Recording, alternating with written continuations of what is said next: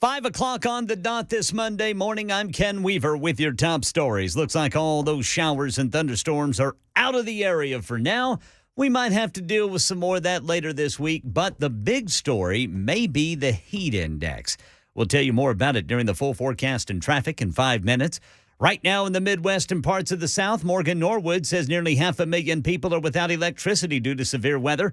Tornadoes that hit Indiana yesterday doing damage. In the town of Bargersville, authorities say at least 75 homes are damaged after a tornado hit that area. Altogether, we're probably looking at roughly 3 miles right now of damage. Severe weather also hitting parts of Arkansas, downing trees and power lines. War on Ukraine. Justin Finch says there's growing unrest in Russia after an attempted mutiny this weekend in Moscow, led by the leader of the Wagner mercenary group, Yevgeny Prigozhin. Prigozhin and his troops took control of 2 Russian military hubs in the south. Russian media reported the downing of multiple helicopters and a military communications plane. Prigozhin's troops cheered by many Russians. But just 120 miles from Moscow, they turned back after a mysterious deal was reached. According to the Kremlin, that deal calls for Prigozhin to leave Russia for neighboring Belarus. Back here in the U.S., Republican presidential primary candidate Will Hurd said President Biden should stand up to the Kremlin. The Biden administration is always talking about we can't do something or we can't help our allies because we're going to escalate. What did Vladimir Putin do when he had somebody barreling down the highway to come to Moscow? He didn't escalate. He backed down. He capitulated. Learn more on the war on Ukraine after the news at 6. We've got the Heritage Foundation's Dakota Wood live. Election 2024, former President Trump's lead among the Republican presidential primary candidates is solid. Here he is rallying supporters in Michigan last night. On November 5th, 2024, we are going to stand up to the Marxists, the communists, the fascists, and the globalists. And we're going to win. 51% of Republican voters list Trump as their top choice in this new NBC poll. Florida Governor Ron DeSantis comes in second at 22%.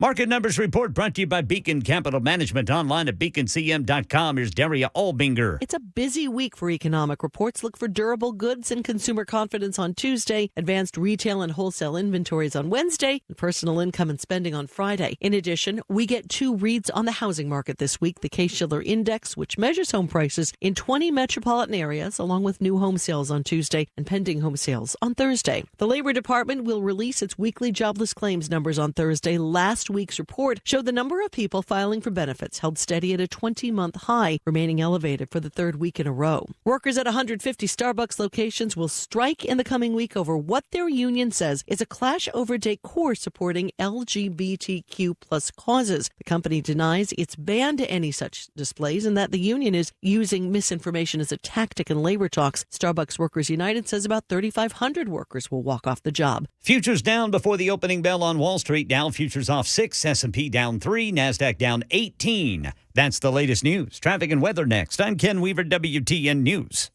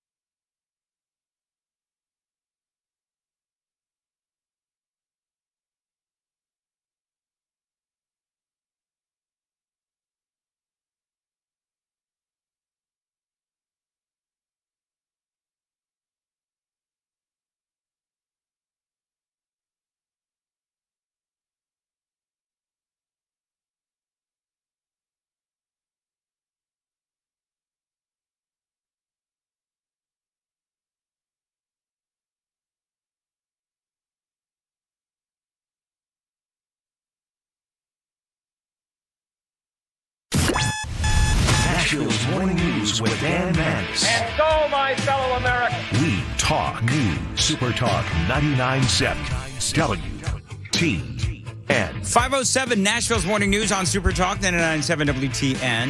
How are you, friends? It is Monday, and I got to tell you, a very exciting weekend in Russia. There was almost, I don't know if you would call it a coup attempt, but it did not look good for Vladimir Putin for, many hours.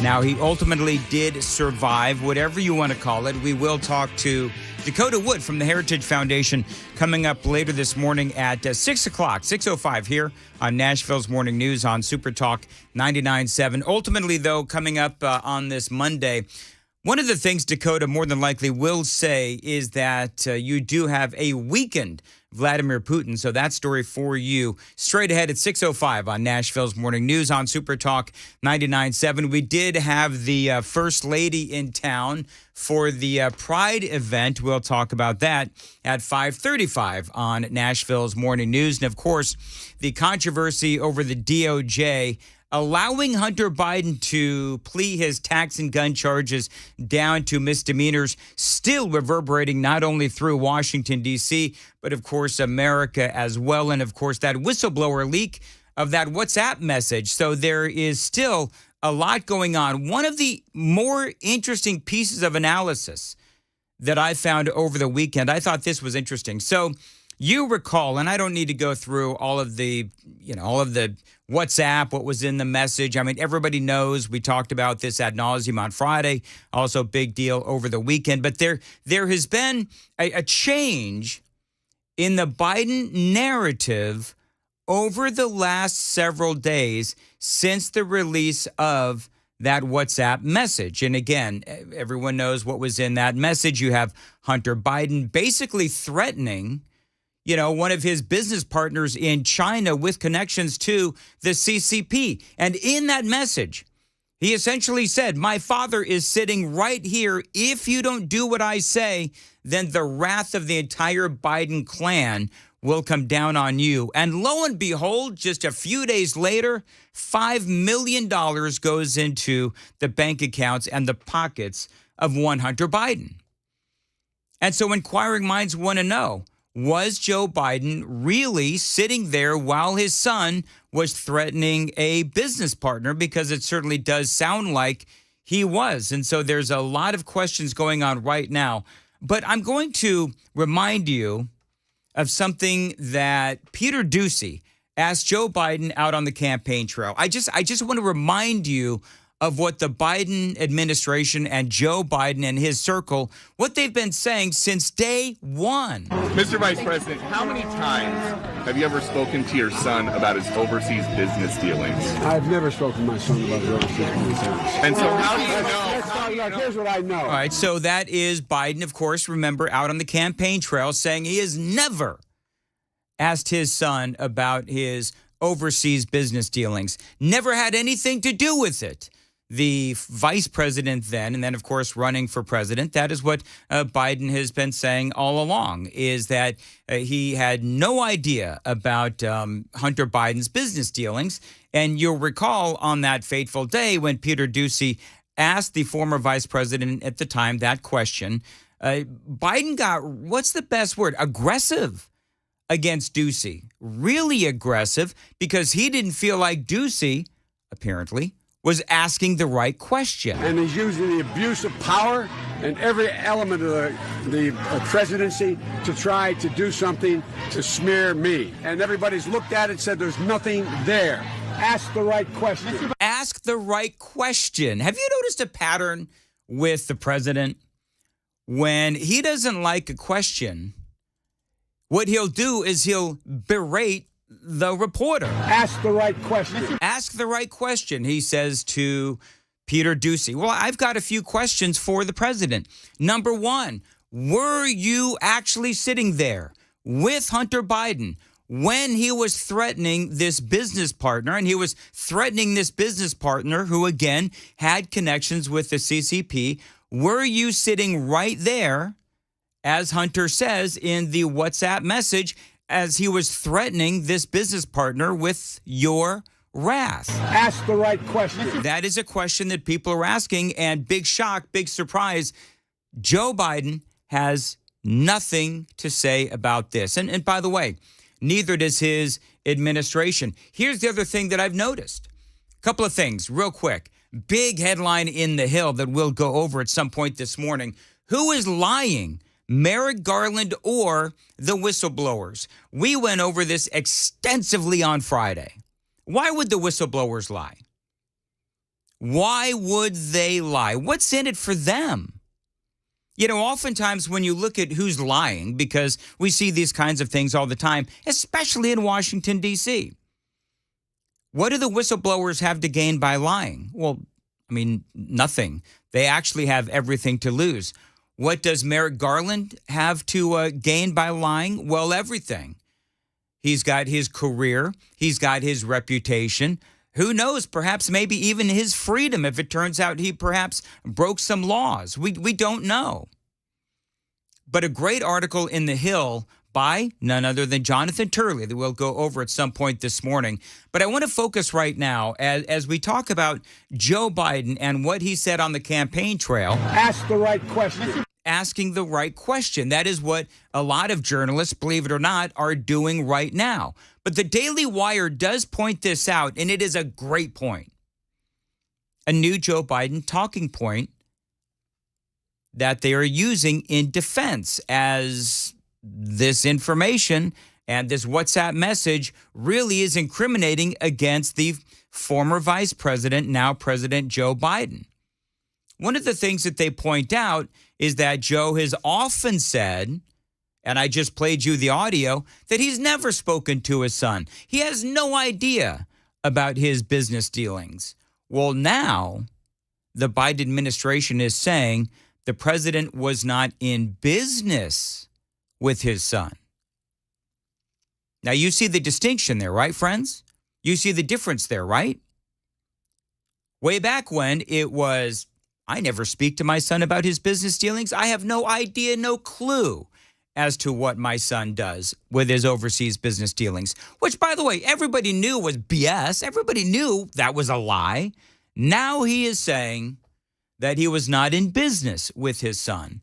So when we talk about asking, those right questions. Ask the right question. Okay, well, the question is, why has your statement changed from when you were on the campaign trail to now? Why did you used to say, I never spoke to my son about his business dealings, to now, well, I was never in business with my son? Everybody knows there is a clear distinction. Oh, there's a lot more questions. Ask the right question. There's a lot more questions that we're going to ask. Coming up next, it is 5:15.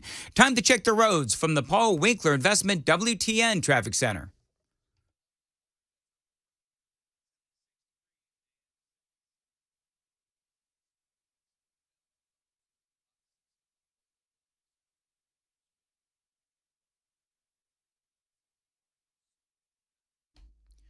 .515, Nashville's Morning News. Good morning to you. Sunny, a high of 89, and right now it is 77 degrees at Super Talk 99.7 WTN. Appreciate you listening. Dan here, along with Johnny B, Ken Weaver as well. Now, Cringe Jean-Pierre, heard the red-eyed guys having some fun with this as, Biden. Ask the right question. Is telling people a couple of years ago now to ask the right questions. Well, the reporters, including James Rosen, were, in my opinion, asking the right questions on Friday after we got off the air regarding the WhatsApp message. Your statements from that podium, you've stated that the president stands by his comment from the 2020 campaign that he never once discussed his son's overseas business dealings with his son. And you stood at that podium and you reaffirmed that. Do you stand by your reaffirmation? What I will say is nothing has changed. Now, let me ask you a question. When she says nothing has changed, I don't really understand that. Because way back when, from that podium, this is the whole point that Rosen is making, is that you stood, Cringe Jean-Pierre, you stood at that podium. And you commented on this. And you you commented on the president and his perpetual denials. Well, now you are at the same podium and you're refusing to answer the question. You're refusing to acknowledge several things, but number one is the What's Up app. What's the WhatsApp up? Help me, Ken. What is it? It's the What's Up app. What's Up app? I was doing so well. I just keep on going, Brother Dan. You're rocking it, dude. That's what I'm going to do. I'm just going to keep on going. What's up with the What's Up app? There you go. Put a copyright on that. Your statements from that podium, you've stated that the president stands by his comment from the 2020 campaign that he never once discussed his son's overseas business dealings with his son. And you stood at that podium and you reaffirmed that. Do you stand by your reaffirmation? What I will say is nothing has changed. Nothing has changed. And I will leave it there. Anything else, I will refer you to the White House counsel. Well, the White House counsel isn't really saying a whole heck of a lot. So again, basically what Rosen is saying, and she is saying, is that she's not going to talk about it from the podium. Well, she was all about defending the president from the podium earlier, saying the president had done nothing wrong and that he had nothing to do with Hunter Biden's business dealings. So when it comes now time to defend the president again, once we have yet another piece of evidence that shows that he was lying, she's got nothing to say. And the spin just continues on and on. Follow up on my colleague, is there anything that you can say with regard to this text message and what the president's son was alleging? Was the president there or not? I would refer you to my colleagues at the White House counsel. They have addressed this, and I refer you to them. They haven't addressed it. The only thing we have heard is that Biden's message has now changed again from, well, you know, the president earlier, years ago, and in the last many years, he said that he never spoke to Hunter about his business dealings. That has now changed again clearly to the president was never in business with Hunter Biden, was never involved in Hunter Biden's business whatsoever. Now, this was the topic of perpetual analysis over the weekend, and I've got all kinds of audio for you. By the way, Hunter's attorney, I'm gonna tell you what Hunter's attorney says. Hunter's attorney says that at the time that this message was sent, that Hunter was addicted at the time, and that the message and the narrative from the media, it's very misleading. So now, apparently, it's not that Hunter was lying. It's not that the Bidens were clearly abusing their power. It's that he was addicted and he can't really be held responsible for any of this. This is the statement from Hunter's attorney. Biased and politically motivated selective leaks have plagued this matter for years. They are not only irresponsible, they are illegal. That's their new claim, yet another new claim. A close examination of the document released publicly yesterday by a very biased individual raises serious questions over whether it is what he claims it to be. It is dangerously misleading to make any conclusions or inferences based on this document. He says the DOJ investigation covered a period which was a time of turmoil and addiction for my client. So can we just all of us use our addictions as a defense for the things that we do incorrectly or illegally in our lives? Can we? Because I think most of us are addicted to or have been addicted to something at some point or another in our lives. So can we all use those addictions? A lot of people have. So can we use those addictions to get out of the responsibility of doing, when we were found guilty of doing something wrong? Now, of course, we know that Hunter will never have his day in court because of the, pleading down to misdemeanors, but it's a fair question. If that's his official defense, he was addicted and this whole thing is misleading, well, then let's ask the right questions. And it's like I said on Friday. Who do you believe? The whistleblower or the lying Bidens? It's in The Hill, the article in The Hill. Who's lying, Merrick Garland or the whistleblowers?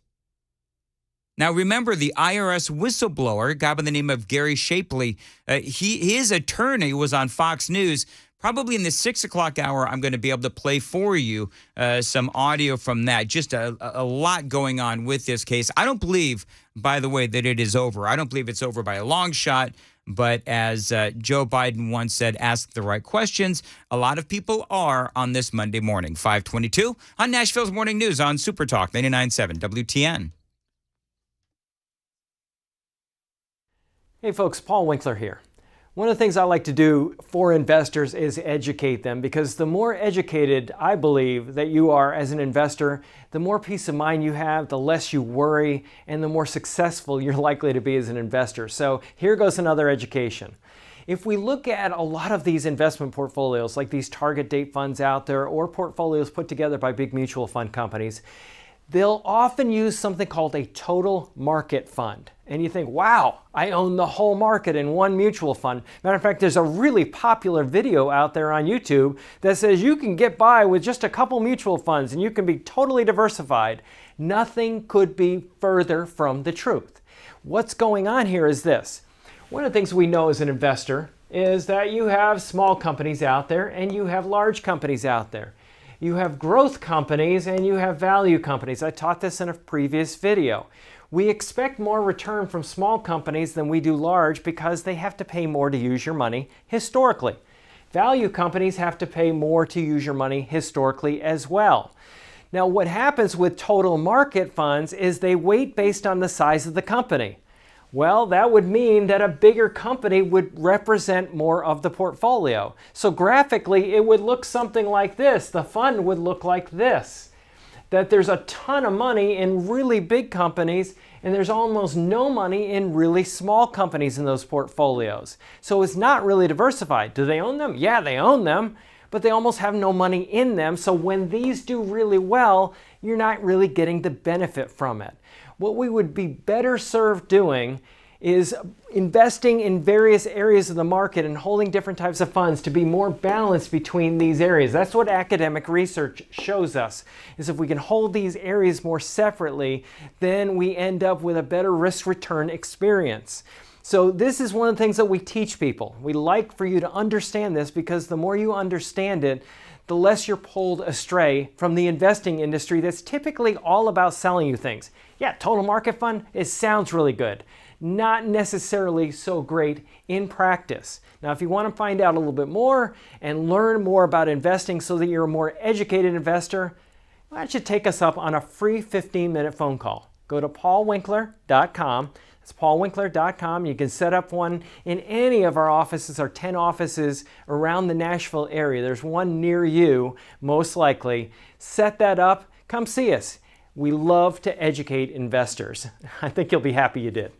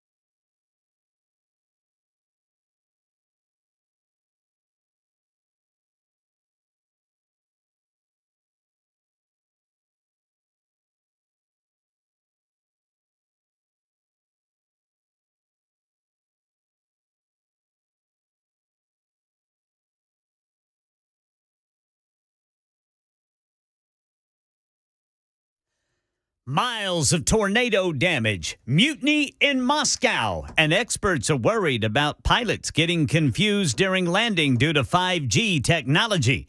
These stories and more at 5:30 on Super Talk 99.7 WTN. Thank you, Ken. 527, Nashville's Morning News. Ken, can I ask in the top of the hour news, because I was furiously getting ready for that first segment. I don't know if you could tell. Yes, and Brother Dan. did you play that audio from the First Lady when she was here in Nashville for that Pride event? Brother Dan Mandis, I have not played that audio. Are you going to play it in the 5:30? You'll just have to see. Well, if you don't, we'll most certainly play it during the Gang of Three Amigos, because I thought it was kind of, Ken played it for him, just friends, so you know what happens before the show. In our pre-show programming meeting. Yeah, it's a very important meeting, too. That we have every single day. Every day. Mm-hmm. Right before Nashville's Morning News. We go over content. Yes. Yeah. And we always make sure that, we're all on the same page. Right. Takes about, 30 seconds? Anyway.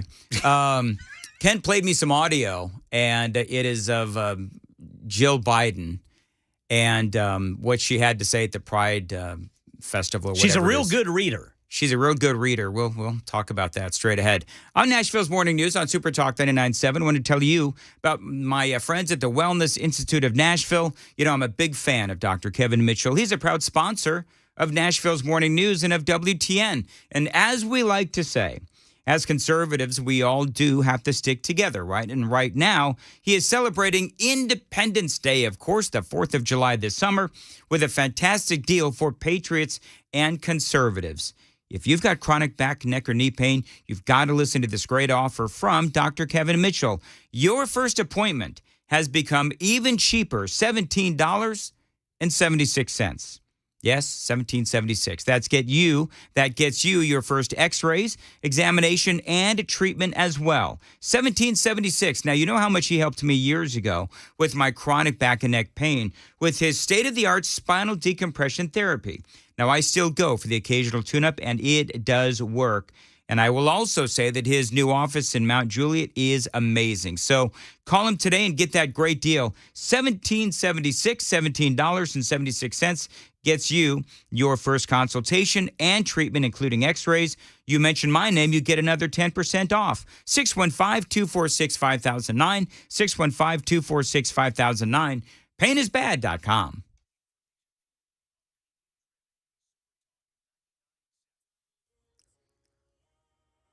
5:30 on the dot. I'm Ken Weaver with your top stories. Looks like the storms are out of here for the time being. We might have to deal with another round sometime this week, but the big story could be the heat. Full forecast and traffic in 5 minutes. There are miles of damage in Indiana from tornadoes last night. Here's the fire chief in Bargersville, just south of Indianapolis. We're probably looking at, right now, at least 75 homes with moderate to severe damage from the tornado being on the ground. They had a curfew in effect overnight there in Bargersville. Seems to be growing unrest in Russia after a longtime ally of President Putin made a power play. Patrick Revel on how events unfolded before Wagner mercenary group leader Yevgeny Prigozhin announced a withdrawal from parts of Moscow. Just as everybody is pretty much starting to believe that Prigozhin might well enter Moscow, or at the very least that we might start seeing gun battles on the edge of Moscow, this unthinkable thing. Suddenly he releases another audio message saying that he has made the decision to turn around and that he doesn't want any bloodshed, and so he has ordered his forces back to base. And I think at that point, everyone was just sort of flabbergasted. During this busy air travel season, a major technical upgrade looms for major carriers. The issue is planes have a device called a radio altimeter, telling them how far they are from the ground as they come in for a landing. Turns out the frequencies used by 5G are similar. Derek Dennis reports experts worry there could be confusion, especially when a plane is trying to land in bad weather. An industry trade group is defending those airlines that may not make the July 1st 5G deadline, saying supply chain issues are holding up equipment deliveries, but it says carriers are confident they can maintain their schedules. Delta says about 190 of its planes will not be equipped in time. That's the latest news. Traffic and weather next. I'm Ken Weaver, WTN News.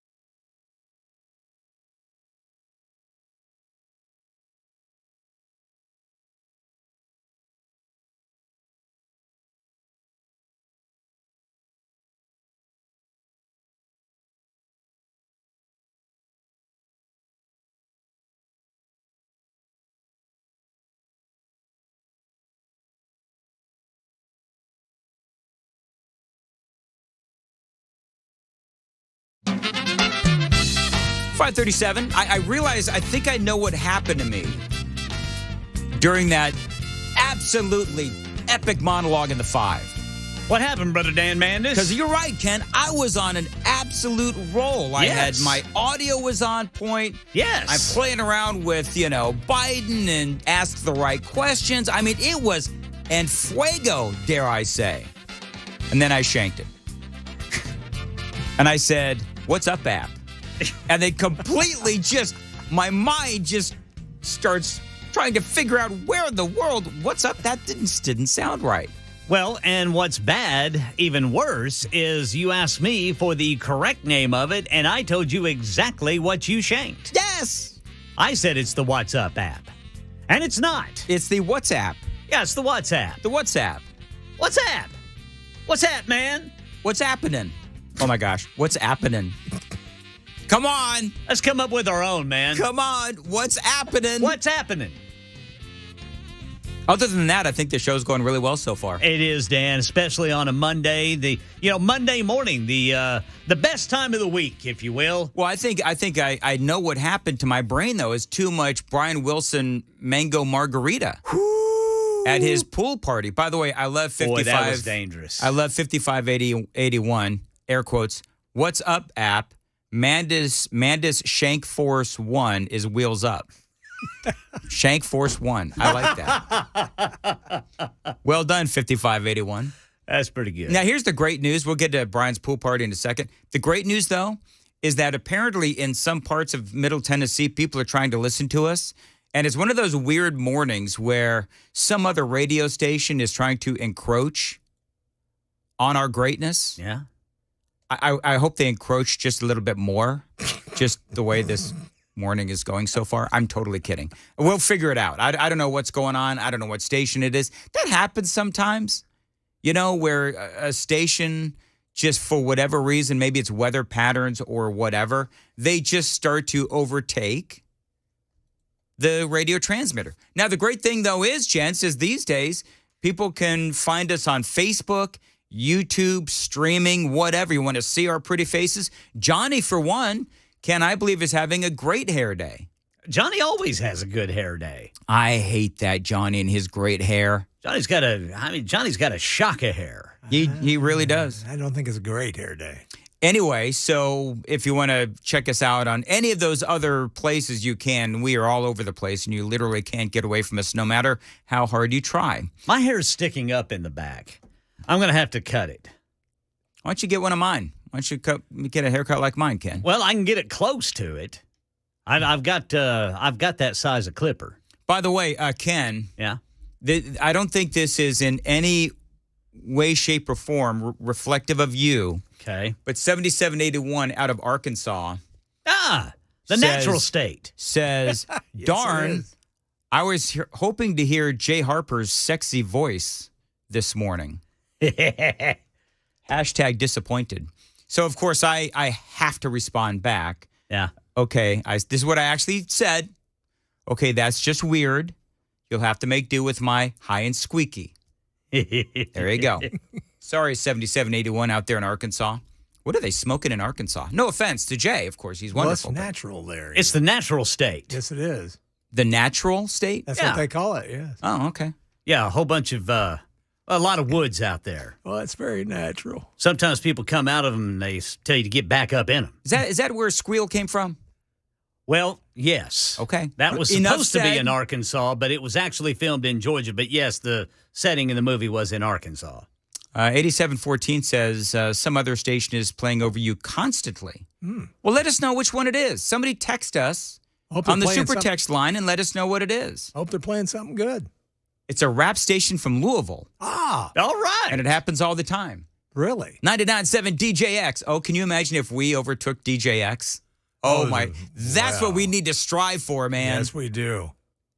That may not go over well No, it for wouldn't. folks in Louisville. No, it would not. DJX, the FCC will be hearing from you soon. Anyway. Yes, it will. So Brian's, everybody wants to know, how was Brian's party? That was great. It was great. And I'm telling you, man, Brian and Cabana Wife, gracious hosts. And, you don't have to worry about anything when you go over to the Wilson Manor. I mean, everything's right there for you. It really was nice, and we had a great time. Everybody had a great time. I don't know what else to say about it other than the margaritas were great. Yes, sir. They were. I decided to go ahead and just suspend my diet for a couple of hours. Yeah. I'm doing the old Awaken 180 these days. Yeah, you're doing that. And so I decided to suspend Awaken 180 for a day. Mm-hmm. And, man, I got to tell you, mango margaritas, man. Yeah, that was pretty good. Now, did you guys notice what I did and nobody saw? What I snuck? So Brian, a cigarette? So Brian was somewhat. We smoking cigarettes behind the bathhouse? No, man, All not right. me. So I should smoke. My voice would be deeper. No, that doesn't work. But so Brian didn't specifically say that I could jump in the hot tub, but I did anyway. Okay. It did look inviting. It did look inviting, but nobody was getting in the hot tub. That's because it's hot. Well, I said, I asked Brian if I could get in the hot tub, and I actually noticeably did not get an answer. So you know what I did? Everybody's down by the pool. I sneak into the hot tub, and I got a load of Brian's hot tub, man. Wow. Oh, yeah? Yeah, buddy, that thing is amazing. I've got to, you know what? When I finally hit the big time, I'm going to get a hot tub. Yeah. Because that thing was sweet. All right, now, very quickly. Yeah. Jill Biden, over the weekend, she was here in Nashville. Yeah. Now, I don't know, did you play this during the news? Because I was otherwise dealing with some other things. So did you play this audio during the news? I did not, Brother Dan. All right, so go to it. Play what Jill Biden had to say to the Pride crowd this weekend in Nashville. Well, it's one of the main stages there in Centennial Park. And I think Mayor Cooper is the one who introduced her.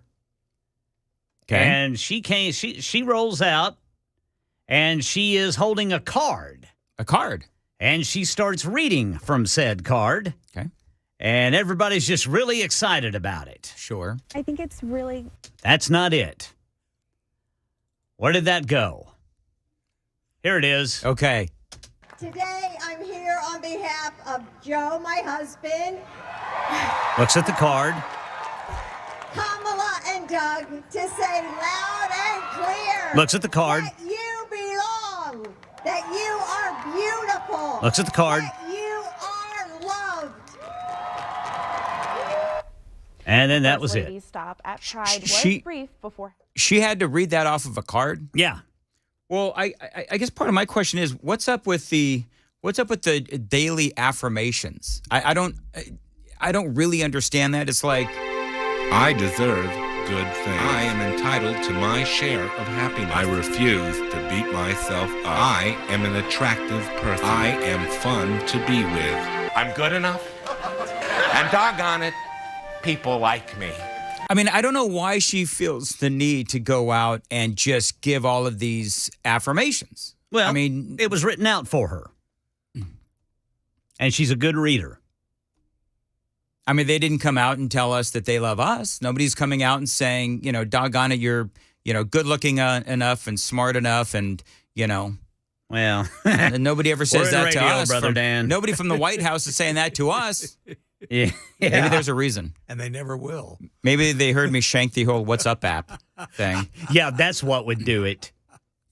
Well, here's the thing, and I don't know what happened at this Pride thing, whatever. Now, is there a difference? Now, this might be a loaded question, right? So, but since we're all doing, chants and affirmations and rallies, it is Pride Month, right? So, don't want to ask a loaded question.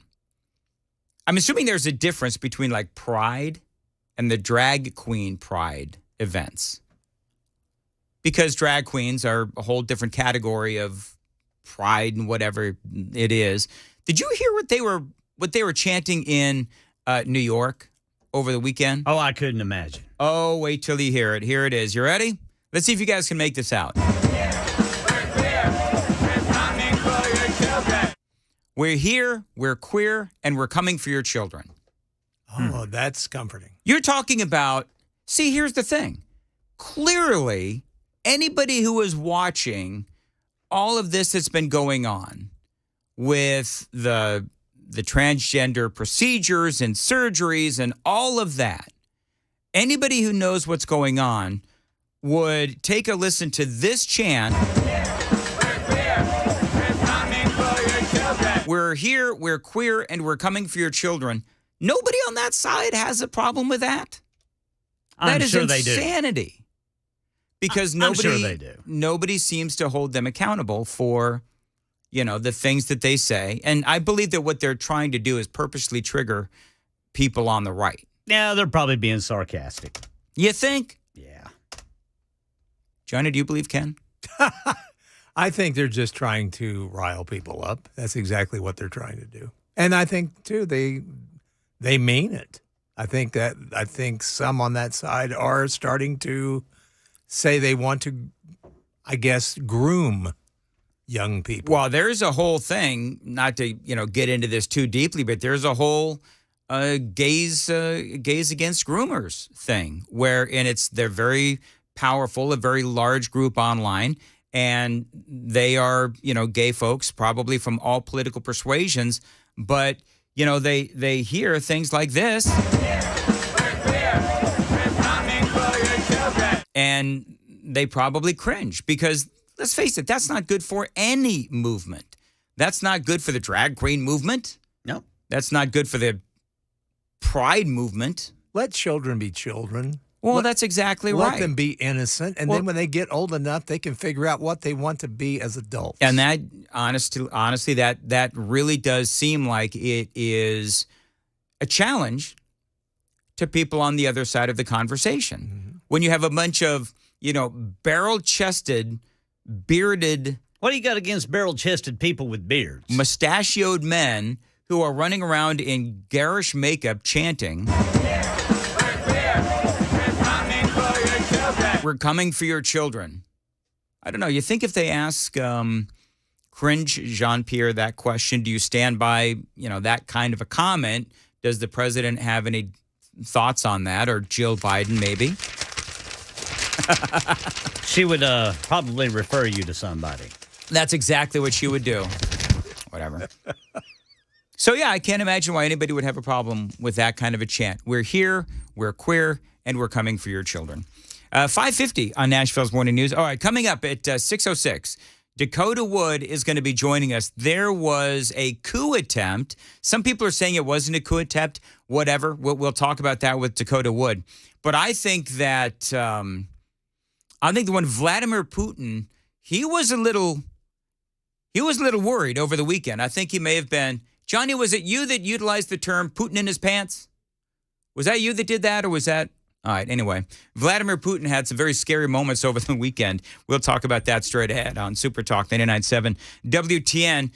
You homeowners, listen, when you think that you have an issue with your house, you need to call the experts at United Structural Systems when it comes to waterproofing, foundation work, or concrete leveling. Now, USS, this stuff, it does get worse over time, all the things that I just mentioned. So if you don't take care of it, then it is going to get worse over time, which is why you need to call USS if you think that you've got a problem. That's what I did. I'm one of 23,000 satisfied customers that USS has helped over the years. Now, Ellen heard about USS from WTN and said that they, in her home, had great experience with USS. They made the whole process painless and easy.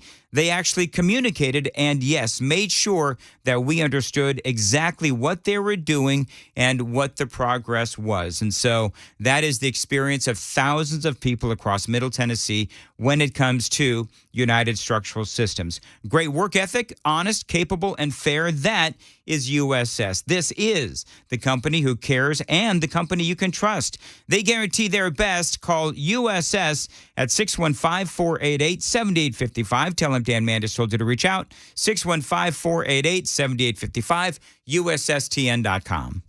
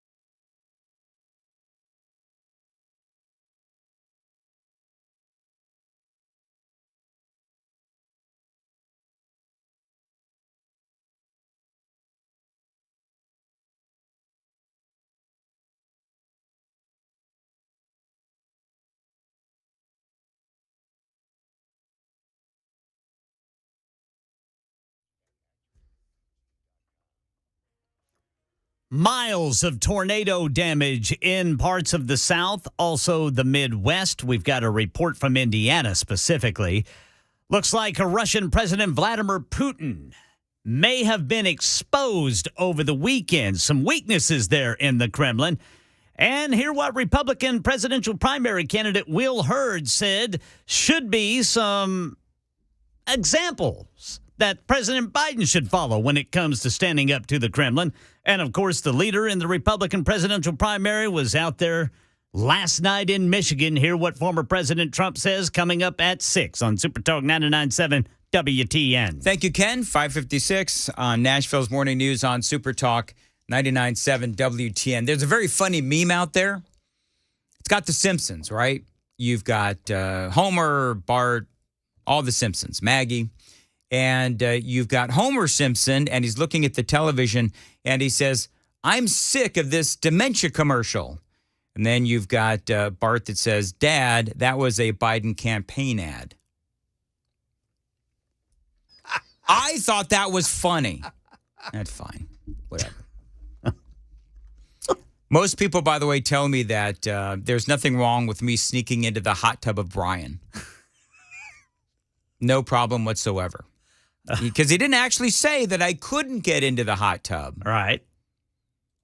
He didn't say that I could, but he didn't say that I couldn't. So I jumped in.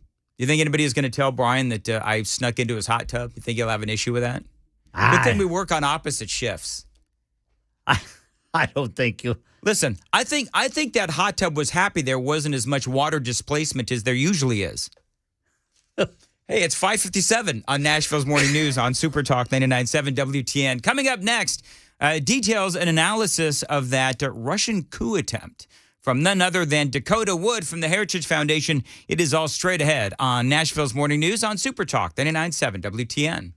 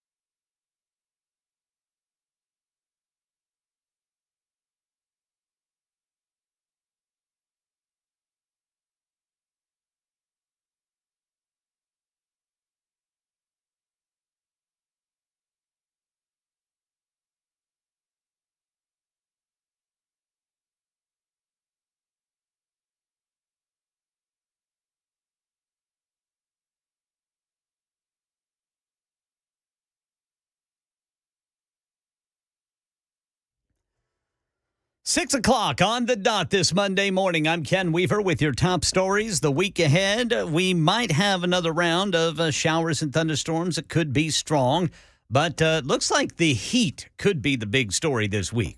We'll tell you about it during the full forecast and traffic in 5 minutes. Right now in the Midwest and parts of the South, Morgan Norwood says nearly 500,000 people are without electricity due to severe weather, including tornadoes that hit Indiana yesterday. In the town of Bargersville, authorities say at least 75 homes are damaged after a tornado hit that area. Altogether, we're probably looking at roughly 3 miles right now of damage. Severe weather also hitting parts of Arkansas, downing trees and power lines. War on Ukraine, Ian Panel says there's growing unrest in Russia after an attempted mutiny this weekend in Moscow, led by the leader of the Wagner Group, Yevgeny Prigozhin. These are Prigozhin's march through, still stunning and electrifying Putin's opponents. Mikhail Khodorkovsky, the exiled former oligarch, telling ABC's Patrick Reevell it exposed extraordinary fragility. He says it's clearly demonstrated to everyone that the regime is weak, practically on the floor. Khodorkovsky jailed by Putin for 10 years, now backing efforts to overthrow him. Now back here in the U.S., Republican presidential primary candidate Will Hurd told ABC's This Week President Biden should stand up to the Kremlin. What did Vladimir Putin do when he had somebody barreling down the highway to come to Moscow? He didn't escalate. He backed down. He capitulated. Learn more on the war on Ukraine after this newscast. We've got the Heritage Foundation's Dakota Wood. He'll be with WTN's Nashville's Morning News Live. Election 2024, former President Trump's lead among the Republican presidential primary candidates is solid. Here he is last night rallying supporters in Michigan. With your help, we're going to evict crooked Joe Biden from the White House, and we're going to take back our country, and we're going to make America great again. 51% of Republican voters list Trump as their top choice in a new NBC poll. Market Numbers Report. Market Numbers brought to you by Beacon Capital Management. BeaconCM.com. Here's Jim Ryan. The mid-June market rally collapsed last week as the major stock averages surrendered their gains from the previous week. On Friday, the Dow Jones lost 219 points to end the week at 33,727. The S&P gave up 0.75%. The Nasdaq 1%. Severe weather forced thousands of flight delays and cancellations Sunday at some of the nation's busiest airports in the Northeast. The problem was compounded when power was lost at an air traffic control facility serving Washington, D.C. and Baltimore. Watch for more bank mergers. Treasury Secretary Janet Yellen tells the Wall Street Journal that smaller banks are being hurt by higher interest rates and depositor defections to larger institutions. And American diners are losing patience with bad service and rising prices. After hearing countless complaints, some restaurant companies say they're working to improve operations through more employee training and better technologies like handheld point-of-sale devices. Now, futures are down ahead of the opening bell on Wall Street this morning. Dow futures off 20, S&P down 5, NASDAQ down 29. That's the latest news. Traffic and weather next. I'm Ken Weaver, WTN News.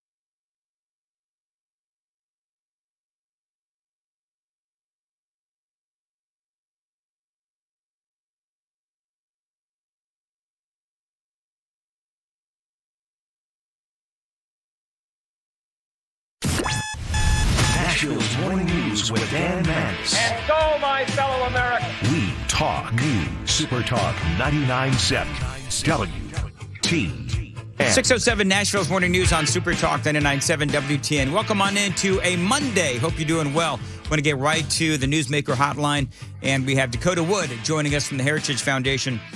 Dakota, it was an interesting weekend from the standpoint of Vladimir Putin, and some are calling this a coup, others a mutiny, and a lot of folks didn't pay attention this weekend. So while you and I know all the details on this, let's just sort of cover exactly what happened, because even though this is Russia and half a world away, this is really important. So you have this group, it's spelled in American terms Wagner, it's Wagner, and you have this mercenary group. They are fighting with Vladimir Putin against Ukraine, and then all of a sudden the mercenaries say that Putin and his forces, his defense minister, took out some of their men. And so the mercenaries turned right around and started storming Moscow, saying that they wanted, basically the military heads of Putin's, government. And so Putin took the side of his government, of course. And then basically you had the president of this group, the leader of this group, the Wagner group. You have this, the head of the mercenaries say that Putin took the wrong side and that Russia would have a new president within the next days or hours. And so this was very touch and go for, I don't know what, maybe 24 hours. And then all of a sudden the president of this, the leader of this group, the mercenaries, off he goes to Belarus. So let's go through this. Number one, what do you know about Putin's government and his military taking out some of these mercenaries as the excuse for them storming towards Moscow? Over the last few months, there have been a lot of tensions between the regular military and the Wagner group as to who is doing how much of the fighting and who is being successful and who isn't. So, rolling back a year, there's been a lot of criticism of the Russian military, just in kind of a professional competence way, that for all their advantages, why didn't they win in the opening stages of the war against Ukraine, and the fecklessness and competence, et cetera. There's been a lot of switchover of commanders for various reasons, and now we've got stalemated front lines and just been a bloody mess. Introduced then the Wagner group that Putin has used in other areas, in Syria and Africa and elsewhere. And it's like, hey, these guys are paid, very strong forces, very, very vicious and brutal in their fighting. Let's bring them in. And they've been making some headway. So there is going to be ego and power and influence and reputation conflicts or tensions between the military guys and this private military company, PMC or mercenaries. So those tensions have been going. And at some point in the battlefield, one side shoots on the other. That inflames tempers, and you have people just out of anger really making some bad decisions in the sense. So the leader, Prigozhin, turns his guys around. They leave Ukraine and start heading up the highway to Moscow, and he's saying all kinds of stuff. Now, is this an actual decapitation? Is it a coup? Or is it just some angry people making bad decisions and venting for a bit? So Moscow is still surrounded by tens of thousands of troops with armor. They weren't going to be successful, this 25,000-man unit against a 1 million-man army.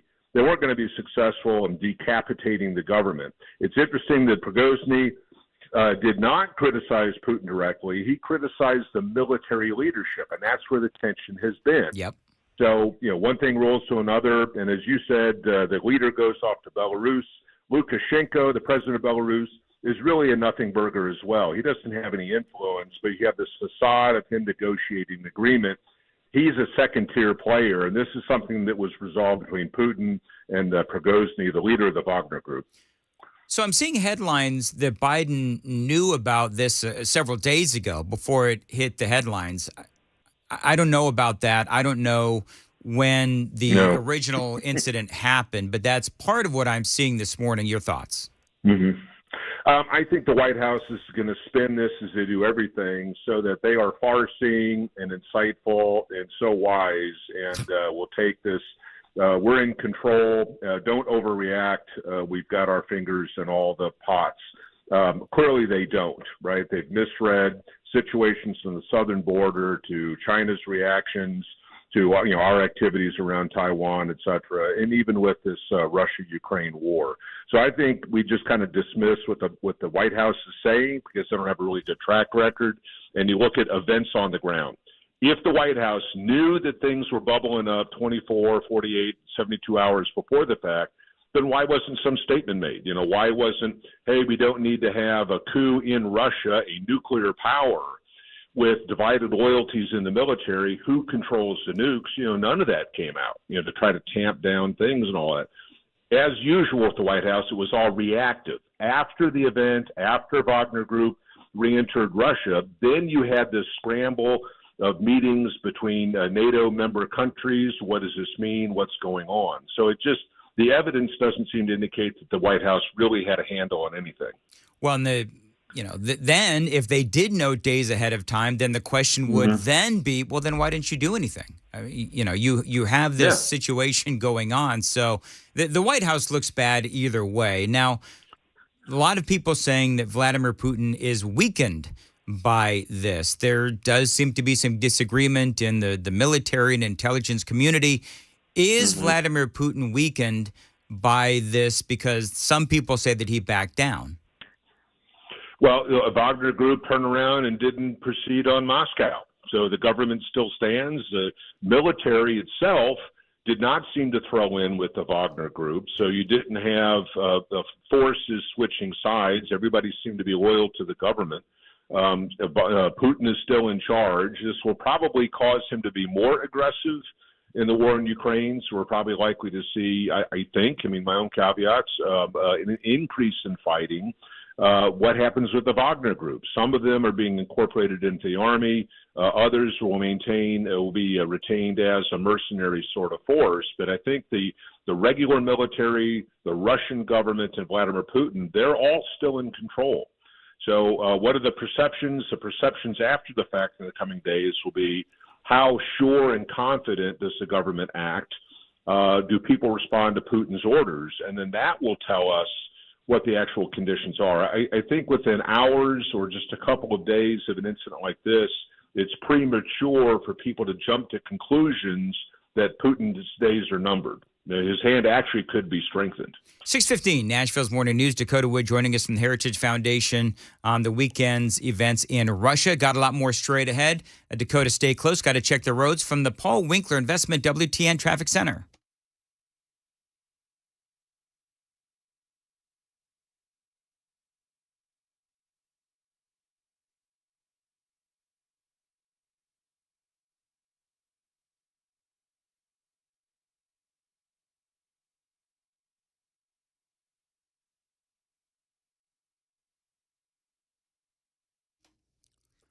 Thank you, Jack. Appreciate it today. Sunny high and a high of 89. Sunny and a high of 89. Right now it is 76 at Super Talk 99.7 WTN. Dakota Wood joining us from the Heritage Foundation. And Dakota, part of my question would be, let's just say what if? What if the Wagner Group was successful in taking down Vladimir Putin? I mean, who's next in line there? I mean, what would ultimately happen? They did come out and say that Russia would have a new president, and so what if that had actually happened? Who's up next? There is a circle of about 4 or 5 key advisors, and the names escape me at the moment. But the general assessment of these guys is that they are all much harder line than Vladimir Putin is.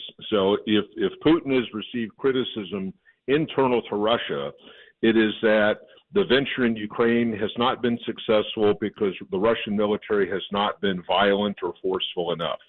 So you would see an uptick in aggression, not just in Ukraine, but I think also activities in Syria and some other areas, a hardening of the Russian position or stance, not a softening, not a withdrawal of forces from Ukraine. So, it's going to be, I think, if Vladimir Putin leaves office under whatever circumstances, it's a hardline faction that would take control, and that's not in Europe's interests or the United States' interests. So as bad as Vlad is, he's probably the best thing that we've got to work with at present. Let me ask you, of course, Secretary of State Antony Blinken went to, had his meetings with China.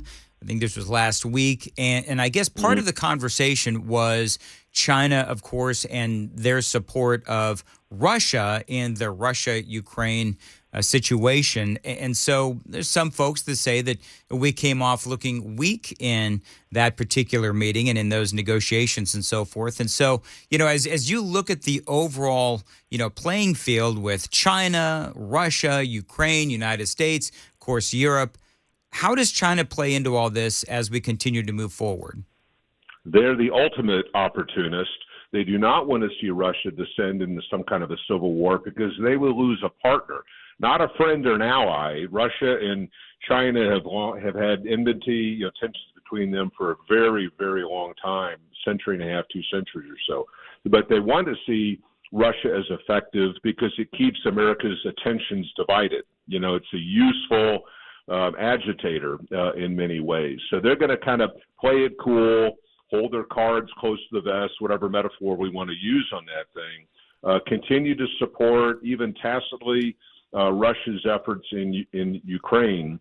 Their statements about this presumed mutiny or coup attempt was that this is not good. You can't allow dissent, to topple an existing government because China has its own interests about internal stability and how people view the Chinese Communist Party ruling from Beijing. So I do think that the Blinken meeting was a waste of time, which means it was to a negative effect on the United States side, our interests and perceptions.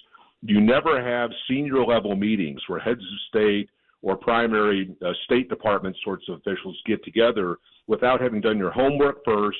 What do we want to get out of this thing? Why are we having the meeting to begin with? And then have something very positive to report. So he goes all the way over there and comes back with nothing, just saying, well, we talked about some stuff. The Chinese are mute about it. There was no joint statement. There was no new set of agreements. So what was the point of the meeting that you couldn't do by a video chat? It's that kind of perception. So I think China maintains this air of stability, competence, power. Russia, a little unsettled, but they're not withdrawing from Ukraine. And the United States did what to what effect? What has been the influence of the United States to change any of those conditions? And I think it's a zero.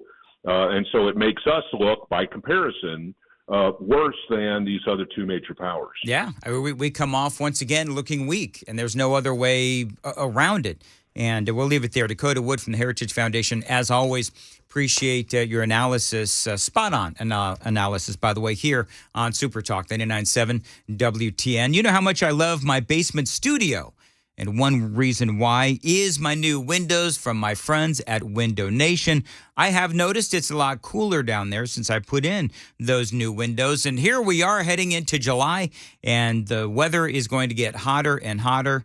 And these days, the weather's been up into the 90s, and it is going to get hotter. Those high energy bills are going to force your AC into overdrive. Now, you can beat the heat with new energy efficient windows from Window Nation. And right now, they've got a great deal going on. They're going to give you 2 free windows for every 2 that you buy with no limit.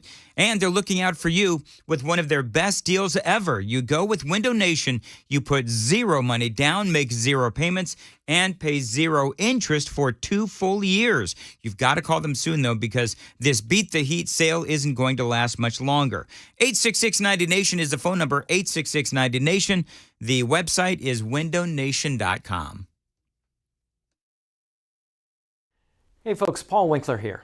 One of the things I like to do for investors is educate them, because the more educated I believe that you are as an investor, the more peace of mind you have, the less you worry, and the more successful you're likely to be as an investor. So here goes another education. If we look at a lot of these investment portfolios, like these target date funds out there or portfolios put together by big mutual fund companies, they'll often use something called a total market fund. and you think, wow, I own the whole market in one mutual fund. Matter of fact, there's a really popular video out there on YouTube that says you can get by with just a couple mutual funds and you can be totally diversified. Nothing could be further from the truth. What's going on here is this. One of the things we know as an investor is that you have small companies out there and you have large companies out there. You have growth companies and you have value companies. I taught this in a previous video. We expect more return from small companies than we do large because they have to pay more to use your money historically.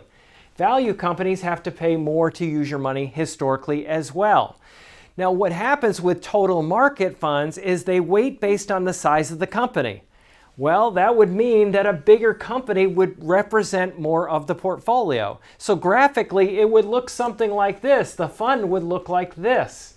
That there's a ton of money in really big companies, and there's almost no money in really small companies in those portfolios. So it's not really diversified. Do they own them? Yeah, they own them, but they almost have no money in them. So when these do really well, you're not really getting the benefit from it. What we would be better served doing is investing in various areas of the market and holding different types of funds to be more balanced between these areas. That's what academic research shows us, is if we can hold these areas more separately, then we end up with a better risk-return experience. So this is one of the things that we teach people. We like for you to understand this because the more you understand it, the less you're pulled astray from the investing industry that's typically all about selling you things. Yeah, total market fund, it sounds really good. Not necessarily so great in practice. Now, if you want to find out a little bit more and learn more about investing so that you're a more educated investor, why don't you take us up on a free 15-minute phone call? Go to paulwinkler.com. It's paulwinkler.com. You can set up one in any of our offices, our 10 offices around the Nashville area. There's one near you, most likely. Set that up. Come see us. We love to educate investors. I think you'll be happy you did.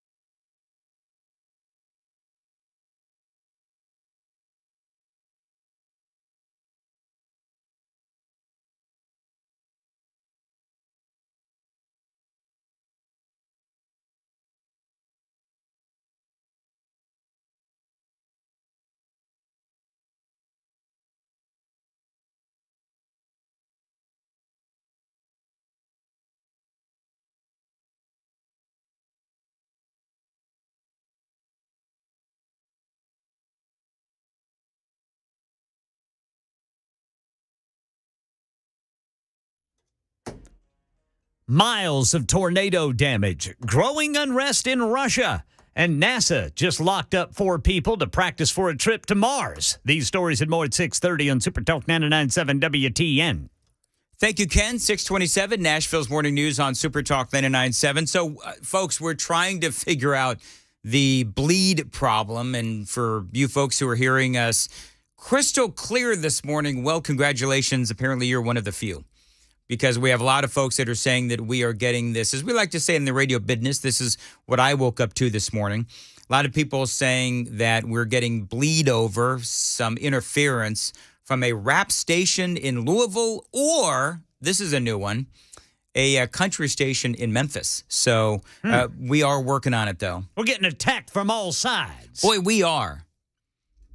How'd you like to be a country station in Memphis? Anyway, 627 on Nashville's Morning News. But we are working on it. And I keep telling you folks that you can listen on YouTube. You can listen on the 99.7 WTN app. You can find us on Facebook. You can find us on Twitter. All of these places you can find us, and you can very easily pick us up on your telephone. So there you go. So lots of different ways to find us on social media as well. And we do appreciate you listening to 99.7 WTN. A lot of people talking about the Russian coup or whatever you want to call it. It was either a coup or a mutiny. One of the things that I would say is that when it comes to Vladimir Putin, I thought that Dakota Wood had a very interesting point, and it's one that has been made before, and I've even made it, which is that when you look at Vladimir Putin, some say that this is a guy who is more middle of the road. And there's some hardliners that are behind him and perhaps up and coming that would be a lot worse for Europe and a lot worse for Ukraine and perhaps a lot worse for us as well if Putin was out and these new folks were in. Yeah. And so there's just a lot of dynamics here. I also love that, the White House is putting the word out there. Oh, yeah, we knew about this days ago. Well, then why didn't you do anything? Yeah. I mean, if you knew about this days ago, why have you been silent until now? So there is a lot to talk about here on Super Talk 99.7 WTN 628. Dan Mandis here. And by the way, the Super Text line is open at 615-737-9986. I want to tell you about my buddy John Griffith. Whether you're looking for a personal injury attorney right now or later, it can be stressful. And the guy that I do endorse is personal injury attorney John Griffith. Now, he was honored as the outstanding trial lawyer of the year here in the state of Tennessee a few years back. And that's one of many reasons why I do endorse John Griffith. He's not afraid to go to trial if it means a better outcome for you. A lot of these other guys, they just settle it and go on about their business. But John, he is willing to go to trial. He's going to put together your case, and he's going to do everything he can to get you what you need to make you whole after an accident. To John and his team, you're not just another case or a quick settlement. John is going to get to know you, your case, and then work hard to protect you and your family. He literally wrote the book on how to handle these types of cases and help clients get what they deserve. It's called The 10 Worst Mistakes You Can Make with Your Tennessee Injury Case. And he offers it for free on his website because he wants you to be armed with the information you need, whether he is representing you or not. So call him today. Tell him Dan Mandis told you to reach out, 615-807-7900. For personal injury attorney John Griffith, 615-807-7900. You can find him online, griffithinjurylaw.com.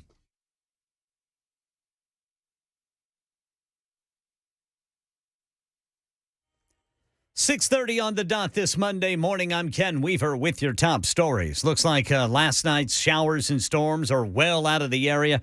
Might have to deal with another round later this week, but the big story may be the heat this week in Middle Tennessee. We'll tell you about it during the full forecast and traffic in 5 minutes. Got lots of damage from a tornado just south of Indianapolis. Altogether, we're probably looking at roughly 3 miles right now of damage. So our crews are going to be out working for the rest of the night. That is Fire Chief in Bargersville, Indiana. A different twister blamed for at least one death in Martin County, Indiana. Growing unrest in Russia. One of President Putin's former allies has agreed to withdraw his forces from what appeared to be an attempted coup in Moscow over the weekend. But it may have exposed weaknesses in Putin and the Kremlin, according to ABC News contributor Steve Ganyard. If the war continues to go poorly, the elites may find a way to find somebody else who they would rather run the war and run the country. It's not clear who that might be at this point, but Mr. Putin also is listening for footsteps behind him. Oil prices rose overnight after the revolt. Election 2024. We're going to finish what we started, and we will make America great again. Former President Trump rallying supporters in Michigan last night as a new NBC poll shows 51% of Republican voters list him as their top choice over Florida Governor Ron DeSantis, who came in second with 22%. And right now in NASA, they're practicing for what could be a launch to put astronauts on Mars within the next 20 years. Andrew Dembert. 4 volunteers, selected from more than 4,000 applicants, entered a 3D printed Mars habitat at Johnson Space Center in Houston last night for the first of 365 days they'll spend inside together. The habitat, simulating what life would be like on the red planet, has bedrooms, a kitchen, living area, work areas, and 2 bathrooms, 1,700 square feet in all. Even communicating with family is restricted. Despite being in Texas, NASA will simulate the time it takes for messages to travel from Mars to loved ones back on Earth. That's about 22 minutes. And that's the latest news. Traffic and weather next. I'm Ken Weaver, WTN News. Thank you, Ken. 6:32 on Nashville's Morning News. Business is booming over at Stoltzco because they do great work. They build incredible pole barns, and more Tennesseans are figuring that out. Now, if you don't know what a pole barn is, it is anything you want it to be. It can be a classic tool and work barn. It can be a garage. It can be a place to live. We do call them barn dominiums. Now, a pole barn from Stoltzco is practical, efficient, and it is flexible. And it is going to stand the test of time because they use the best materials and they have the best craftsmanship around at Stoltzco. What I want you to do is check them out at their website. It is stoltzco.com. You can also find them on Instagram or Facebook. By the way, it's STOLTZCO, stoltzco.com, and you can check out their handiwork there. They do incredible work, and all across Middle Tennessee, people are talking about Stoltzco, where quality workmanship and great customer service is affordable. 615-622-5992, 615-622-5992. Tell them Dan Mandis told you to reach out for Stoltzco.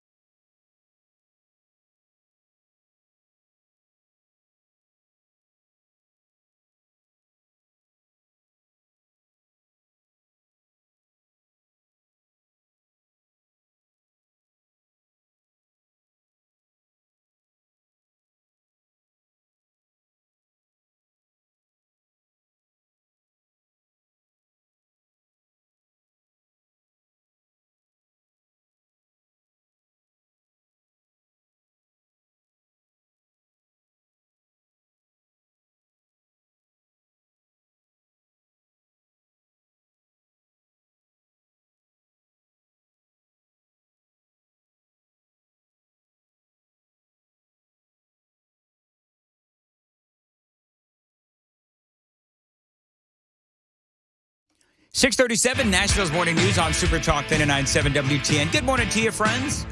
It is Monday, and hope you're doing well. Of course, the controversy over the DOJ allowing Hunter Biden to plea his tax and gun charges down to misdemeanors still reverberating through conservative circles, Washington, D.C. as well. And John Ratcliffe, of course, we all know John Ratcliffe is a former director of national intelligence.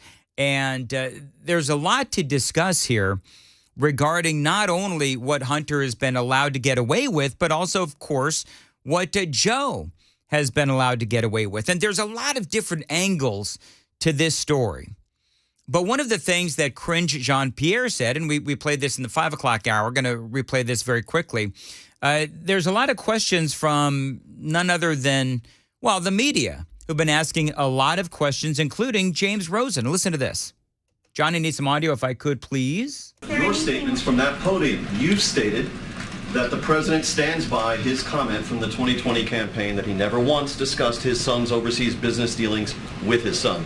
And you stood at that podium and you reaffirmed that. Do you stand by your reaffirmation? What I will say is nothing has changed. Nothing has changed. And I will leave it there. Anything else, I will refer you to the White House counsel. Well, of course, a lot of people are calling out Cringe Jean-Pierre because from that podium, she has been awfully defensive of President Joe Biden. And now she has nothing to say now that we have this WhatsApp message that clearly proves that Hunter Biden was utilizing his father's influence with his dad sitting right there to bully and harass and threaten this business partner to put $5 million into Hunter Biden's account, which, by the way, he did days later.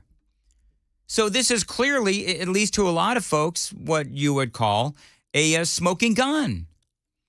And so what Rosen is saying, James Rosen is saying, that, well, she was happy to defend the president from the podium, but now that you have this WhatsApp message out, she has nothing to say. And she's always very clear. I'm not going to talk about this from the podium. I'm not going to talk about this from here. Really? Because you've been awfully vocal before. Follow up on my colleague, is there anything that you can say with regard to this text message and what the president's son was alleging? Was the president there or not? I would refer you to my colleagues at the White House counsel. They have addressed this, and I refer you to them. So they really haven't addressed this except to simply say, well, no, there's nothing to this. They actually said, I've got some audio for you. I've got so much to play. Cory Booker, real quick. So Chris Wallace asked Cory Booker about all of this. Now, you know that he's now, amazingly enough, Cory Booker, of course, the senator from New Jersey, he did not cry when he was asked this question from Chris Wallace, but Wallace did ask Cory Booker, you know, this does look awfully suspicious, right? I mean, doesn't it smack of influence peddling? Look, at the end of the day, I think we have a lot of cleaning up to do of ethics. I think that our American government is losing legitimacy. People are losing their faith in the Supreme Court, in Congress, and more. What does this have to do? I would ask Cory Booker. I would probably make Cory Booker cry. What does this have to do with the Supreme Court, and what does this have to do with Congress? This has to, well, the only thing that Congress should be doing is in the House of Representatives is impeaching Joe Biden. But other than that, he's clearly obfuscating the conversation. Because this is not a conversation about the Supreme Court. This is not a conversation about the House of Representatives. This is a conversation about Joe Biden and Hunter Biden and influence peddling. We should be doing sweeping work to put stronger ethics regulations on our governmental entities. I think this is important to restore the strength of democracy. So when you say governmental entities, what is that? Does that mean the president's office, the vice president's office, Obama? The White House? Because all this was happening under Obama's watch, you know, and some of it, of course, after Joe Biden left office. But he talks about people losing faith in the Supreme Court and losing faith in our government institutions. But again, he doesn't answer the question that was asked about Hunter Biden and Joe Biden. So let's try this again. So specifically on the question of Hunter Biden, I don't think there's any doubt that if his name had been Hunter Smith, he wouldn't have been on the board of Burisma. He wouldn't have been involved in these big lucrative deals in China. Does that lessen faith in government? If you love this country and love our democracy, you're going to do the things, not that are going to fall into the typical partisan battles. What does that even mean?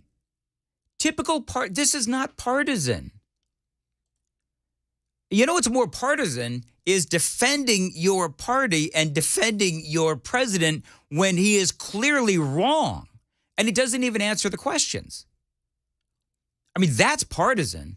So basically, whether it is Biden's attorneys, White House counsel, whatever it is, or the defenders of the president and Hunter Biden, they're trying to say, oh, this is nothing but partisan bickering. No, it's not.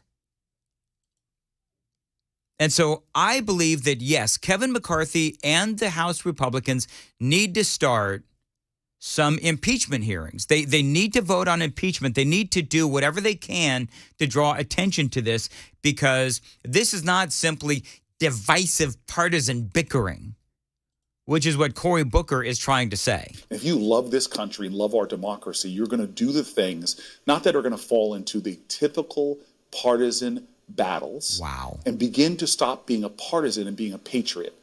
And a patriot means talking not about these ways that pit us against each other. That's their play. That is their play. Oh, this is nothing but partisan bickering. Are you kidding me? This is nothing but partisan bickering. That is their play. Unbelievable. But what are the ways that we should come together as a country and start to say, look at our government, the influence of corporations, the influences of billionaires on our Supreme Court, and say, we need to start talking solutions that can bring us together and not just getting the tit for tat back and forth that's going on. That's what it is. It's a tit for tat back and forth. Cory Booker, everyone, well done. Way to try and spin it. You know what I really hope? I do. I hope that this really is their play.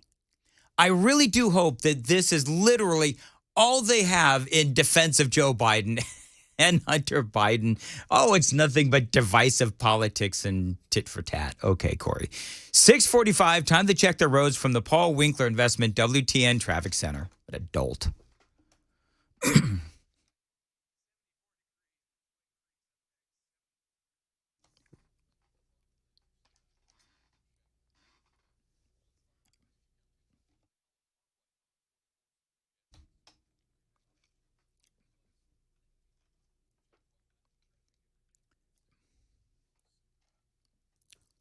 So I left my mic on when I called Cory Booker a dolt. I meant it. I didn't realize my mic was on. But I think if the shoe fits, if he is acting like a dolt, and I could say a lot more, it's not an insult. That's really an adjective, right? Sunny and a high of 89 and right now 74 at Super Talk 99.7 WTN. It's divisive politics. That's what it is. It's divisive politics, those divisive Republicans. Whatever. One of the big questions, by the way, and this was posed over the weekend, will a judge actually accept a plea bargain from Hunter Biden? Now, I don't know how all of this stuff works, and neither do you. But John Ratcliffe is a former director of national intelligence, and he is actually now out there saying it is possible that the judge in this case, knowing everything that is involved in this case of influence peddling and what's on the WhatsApp and all this, the judge may not actually accept these plea bargains because it is clearly wrong. Judge is required to look at all of the defendant's conduct. And in this case, you start with some of that conduct being on videotape and showing felony possession of a firearm while using a controlled substance. That's a felony that carries a maximum penalty of 10 years. And depending on who you talk to, the judge is probably going to be aware that either never in the history of the Department of Justice or rarely in the history of the Department of Justice has that resulted in a misdemeanor with pretrial diversion. I mean, listen, people who know a lot more than me are saying the same thing, which is when you look at everything that Hunter Biden and Joe Biden are accused of, and by the way, the way that Joe Biden's story keeps changing, and we'll get into that after the news at 7. Joe Biden's narrative, his excuses keep changing. We're going to get into that straight ahead on Nashville's Morning News. But here's more from John Ratcliffe. What about this WhatsApp message? Is the judge going to look at that and say, you know what? For Hunter Biden to be allowed to go ahead and plea down these charges is actually not in the best interest of the American people. But even if you get past all that, the judge is going to be aware of the fact that is going to be aware of a whistleblower testimony that the very prosecutors in this case, according to the whistleblower, did more than exercise prosecutorial discretion. They obstructed parts of this investigation, including shutting down an investigation into a WhatsApp, text message that shows that the vice president's son and possibly the vice president threatened a Chinese businessman with ties to the Chinese Communist Party and received a $5 million payment a few days later. So, based on all that, I'd be surprised and very disappointed if a judge accepted a plea in this case and if this was all that we saw about Hunter Biden going forward. Yeah, and there's a lot more. Late Friday into Saturday, we did hear from the whistleblower's attorney. He was on some of the Sunday shows. He was also on Fox News. And one of the things that they confirmed, and I've got the audio that I'm going to be able to play coming up after the news at 7, one of the things that they confirmed is that there was a meeting with this David Weiss, of course, the U.S. attorney out of Delaware, and there was a meeting, and there's a bunch of folks that were in that meeting. And he came out and he literally said that he was getting blocked from the higher-ups in bringing more serious charges against Hunter Biden, that he had asked for special counsel authority and he was not given it from Merrick Garland. And so it is abundantly clear and was abundantly clear to everyone that was in that meeting that he was being held back by the Department of Justice. He wanted to bring more serious charges. He wanted to be able to look at these things and say, I need special counsel status so that I can look a lot closer and quite frankly, lead a more serious investigation. And he was blocked. Yet why is it then did David Weiss write this letter and say, well, no, I've been given full authority, no problem whatsoever, nothing to see here. So what is the real truth? Was David Weiss given the authority that he needed or not? I mean, it is clear that he wasn't.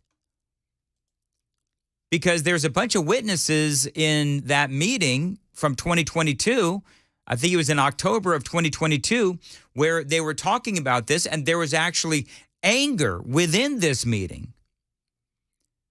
Because people were stupefied, saying, what do you mean you want to go further? You want to investigate further. You want to go deeper. You want special counsel.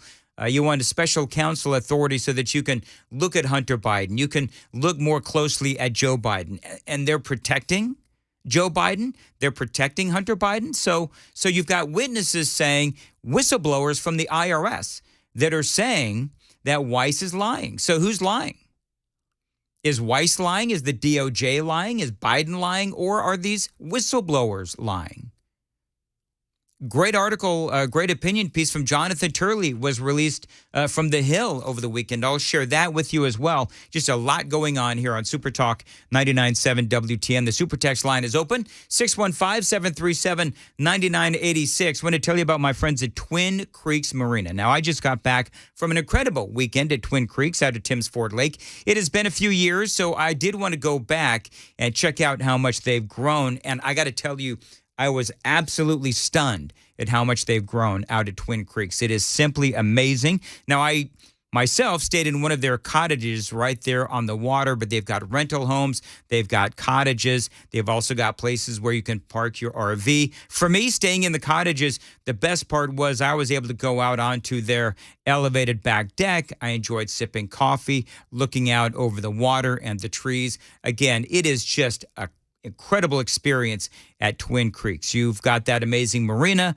boat docks, a floating bar and restaurant that does serve great drinks and food as well. Plus, miles of hiking trails and boat rentals. And yes, they do weddings and concerts as well. So you've got to check out Twin Creeks if you're looking for a great place to weekend or vacation. Go where I go. Twin Creeks, an hour or so outside of Nashville and definitely worth the drive. Check them out online. It's twincreekstn.com. That's twincreekstn.com.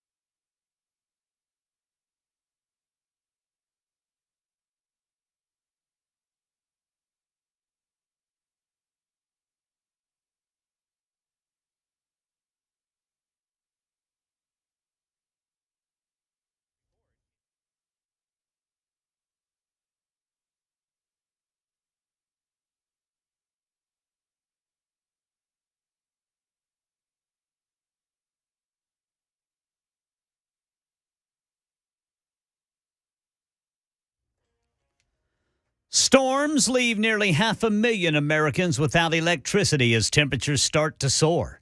Unrest in Russia after what appeared to be an attempted coup. Election 2024 and a new poll is out for the Republican presidential primary, and experts are worried pilots are going to get confused during landing as a major technical upgrade looms. These stories and more at 7 on Super Talk 99.7 WTN. Thank you, Ken. Man, there's still a lot to cover here on Nashville's Morning News. Headline, Biden administration finally releases the declassified report detailing potential links between the Wuhan Institute of Virology and the origins of COVID. That story for you and a whole lot more, including how has Biden's story changed related to Hunter Biden. It's very nuanced, but it's important, and it's coming up next on Super Talk 99.7 WTN.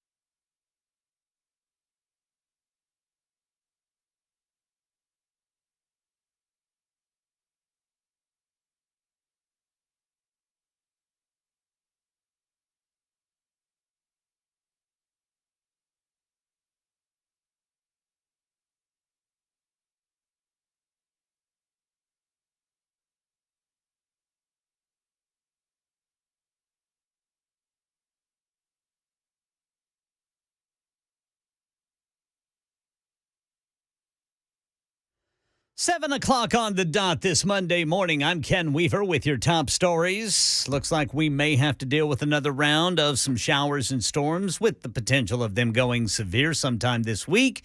We'll let you know during the full forecast and traffic in 5 minutes. Nearly 500,000 Americans are without electricity after a round of severe weather in the South and Midwest. Here's Elwin Lopez. A deadly trail of destruction left behind in Indiana after multiple twisters touched down in the state, tearing through the city of Greenwood, ripping roofs off buildings. At least 9 states from Arizona to Mississippi and Tennessee under heat alerts today. Right now, there seems to be unrest in Russia over the war in Ukraine after what appeared to be an attempted coup against President Vladimir Putin over the weekend.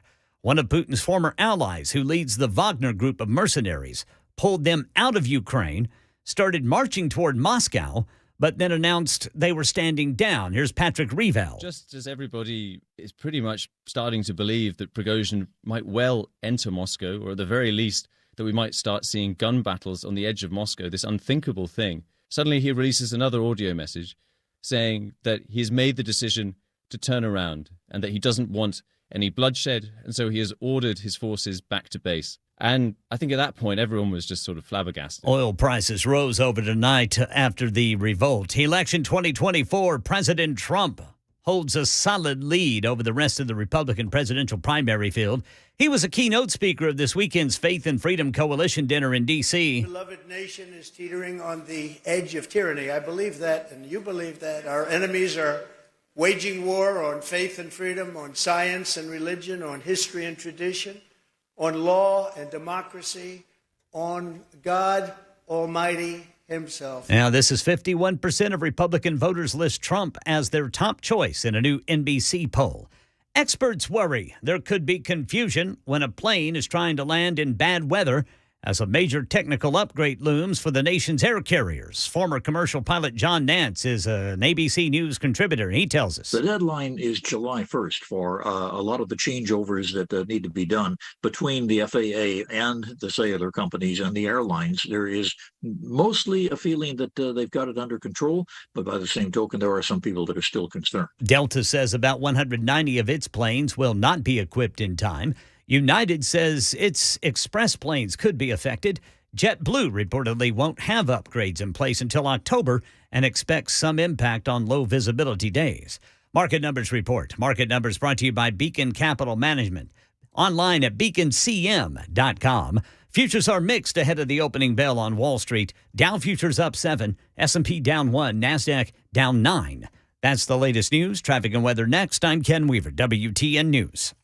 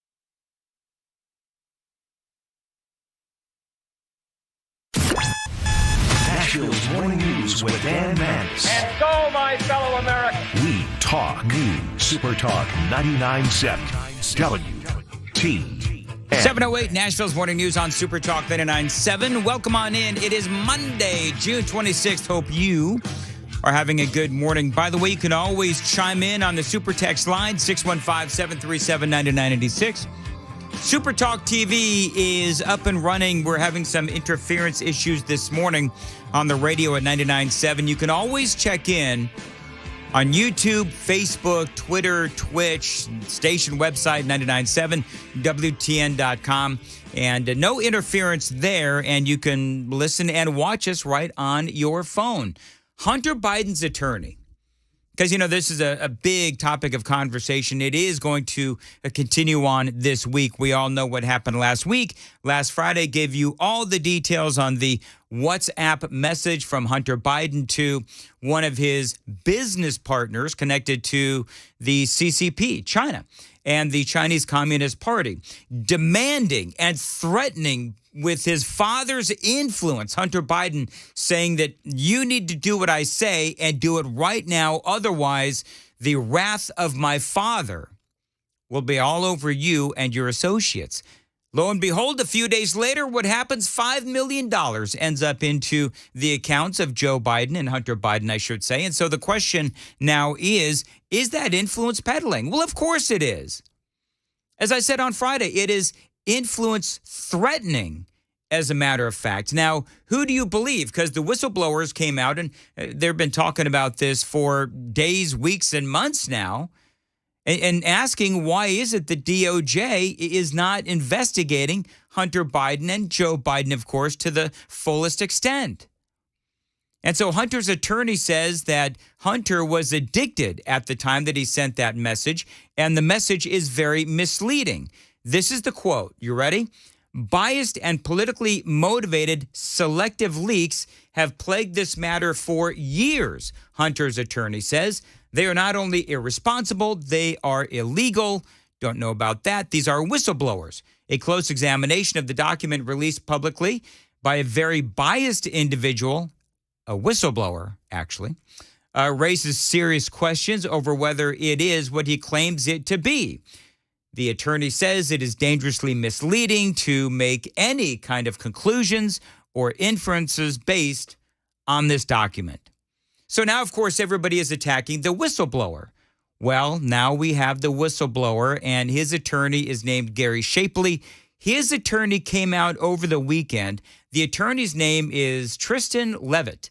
And over the weekend, old Tristan was on Fox News, and he couldn't stress the importance of what it is that his clients or these documents have to say. A big amount of what he's brought forward has obviously been pretty shocking to the American people, and that's received coverage.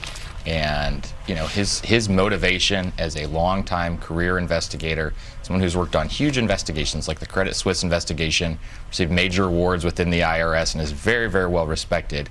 But this case was handled differently than any he'd ever seen in his 14-year career.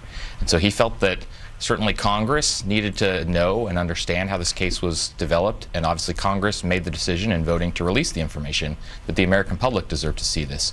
So a lot of this information, I think, has rightly surprised the American public. Well, you know, it's interesting. I don't know how many of us, if you've been really watching the Hunter Biden, Joe Biden saga, are you really surprised by this? Now, granted, vast majority of the American people don't pay as close of attention as, say, you and I do, because none of this surprises me, nor does the fact that the DOJ has been protecting Joe Biden and Hunter Biden at all costs. He went on to say, remember, this is audio from Tristan Levitt, who is the attorney for the IRS whistleblower, a guy by the name of Gary Shapley. He went on to say that when Merrick Garland and the media say that David Weiss was allowed to pursue whatever he wanted to pursue, that is just, simply put, that is a lie. There was roadblock after roadblock when it came to the big guy, Joe Biden. The investigators were completely blocked from doing anything that would extend beyond Hunter Biden. So they were told, there's emails out there that have been for some time about 10 held by H for the big guy. And there was all the investigators knew who the big guy was, and they were specifically told, you can't ask anyone about the big guy. They were blocked from subpoenas, search warrants that would have been at Biden's Delaware residence. Anything that went beyond Hunter himself, they were blocked from. Yeah. Remember, the WhatsApp message, big part of that dialogue had to do with Joe Biden and the fact that, as Hunter said, his dad was sitting right there. And so this is probably the soundbite that I'm going to play for you next.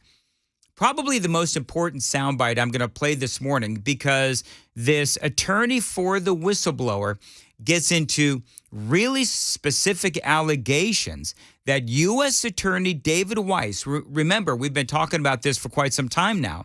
This is the guy that was investigating Hunter. He was blocked from bringing specific charges forward, and that it all came to a head in a meeting in October of 2022. He wanted to bring some specific charges. He says that he was blocked in this meeting. He wanted special counsel authority. He was also blocked. And so this is what the attorney for the IRS whistleblower has to say. U.S. Attorney David Weiss told that whole group that he did not have the authority to charge, that he had tried to bring charges in D.C. for the 2014 and 2015 tax years, which is when Burisma income came in, which are the years that Hunter's own advisors told him, you filed false statements in 2014 and you need to amend those, and Hunter never did.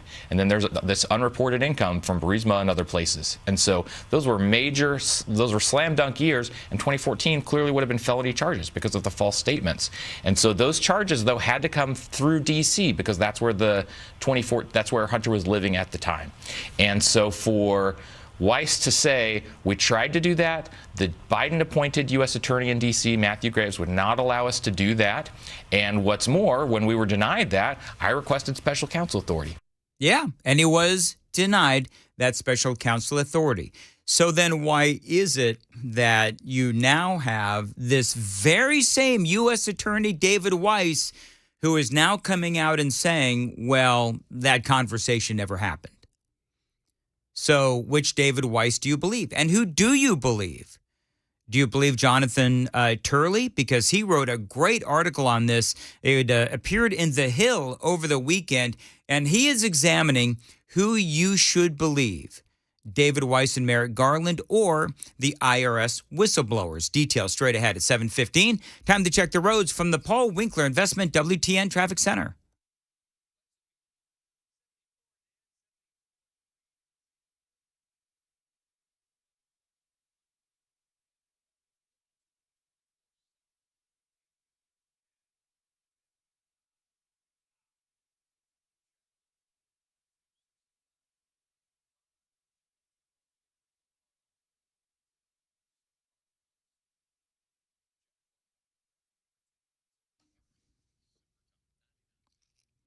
Thank you very much, Jack. Sunny today, a high of 89, right now 74 at Super Talk 99.7 WTN. This is the headline in The Hill, written by Jonathan Turley. Who is lying, Merrick Garland or the whistleblowers? Here's what Jonathan Turley writes. 5 words. I'm not the deciding official. Turley writes those 5 words, allegedly from Delaware U.S. Attorney David Weiss, shocked IRS and FBI investigators in a meeting on October 22nd, 2022. This is because in refusing to appoint a special counsel, Attorney Merrick Garland had repeatedly assured the public and Congress that Weiss had total authority over his investigation. IRS Supervisory Agent Gary A. Shapley told Congress he was so dismayed by Weiss's statement and other admissions that he memorialized them in a communication to other team members. Shapley and another whistleblower detailed what they describe as a pattern of interference with their investigation of Hunter Biden, including the denial of searches, lines of questioning, and even attempted indictments. Operative word, attempted. The only thing abundantly clear, Jonathan Turley writes, is that someone is lying. Either these whistleblowers are lying to Congress or these Justice Department officials, including Garland, are lying. Now, this is me talking now, why would a whistleblower lie under oath? Because they've been threatened, and they know that they would be threatened. Careers over with. I mean, frankly, it wouldn't surprise me if their families are being threatened. One of these whistleblowers, remember back when? One of these whistleblowers even said that they feared for their safety. So what is in it for the whistleblowers? Now, what's in it for Merrick Garland and Joe and Hunter Biden? Well, the Bidens, of course, as you clearly know, they have been known liars for many years. And everyone knows. Bubble wrap Biden. What have I been calling the Bidens? The bubble wrap Bidens. Why? Because the Justice Department and the media have no other way to put it. They protect the Bidens at all costs, and they've got layers and layers of bubble wrap around them. The response back to Jonathan Turley. The only thing abundantly clear is that someone is lying. Either these whistleblowers are lying to Congress or these Justice Department officials, including Garland, are lying. The response from both Hunter Biden's counsel and the Attorney General himself has only deepened those concerns. Christopher Clark, an attorney for Hunter Biden, responding to a shocking WhatsApp message that the president's son had allegedly sent to a Chinese official with foreign intelligence contacts who was funneling millions to him. And then he recounts all of the WhatsApp message that we've all been talking about for days and days and days. Now, here's the thing that we know. We know that there's one guy that is truly lying. One is Hunter, but two clearly is President Joe Biden. Because as Jonathan Turley points out, President Biden has repeatedly told the public that he has no knowledge or involvement in his son's dealings. He maintained that denial despite audio tapes, remember this from the New York Times? Audio tapes of him referring to business dealings, photos, and meetings with his son's business associates, as well as an eyewitness account of an in-person meeting. It goes on and on and on. And so when you have the question, who's lying? Well, I think it is abundantly clear because we've already caught Joe Biden in one lie after another. Details straight ahead at 7:20 on Nashville's Morning News. Got to tell you that so many people like me suffer from allergies, which is why I do have the phone number for Zero Res memorized. And that number is 615-535-9376.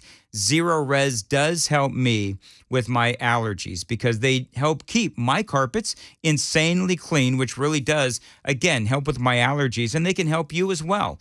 Your carpet is the #1 air filter inside your house, which is why you need to keep it really clean, or as we like to say, Zero Res clean.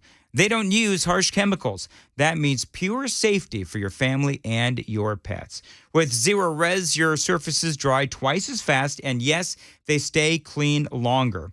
And you know, a big part of the Zero Res difference is that they do have the highest approval rating possible from the Carpet and Rug Institute. Online reviews equally as impressive. Facebook Nashville gives them 4.9 out of 5 stars. Google reviews, thousands have spoken and given Zero Res 4.9 out of 5 stars as well. And a great deal going on right now from my friends at Zero Res. 3 rooms of carpets cleaned for only $119 plus you get a free hallway. Let me say that again. 3 rooms of carpet cleaned for only $119 plus a free hallway. When you mention my name, you also get 20% off of air duct cleaning as well. 615-535-9376. You can also book online, ZeroResNashville.com, 615-535-9376. Zero Res, spell it backwards or forwards. It is the right way to clean.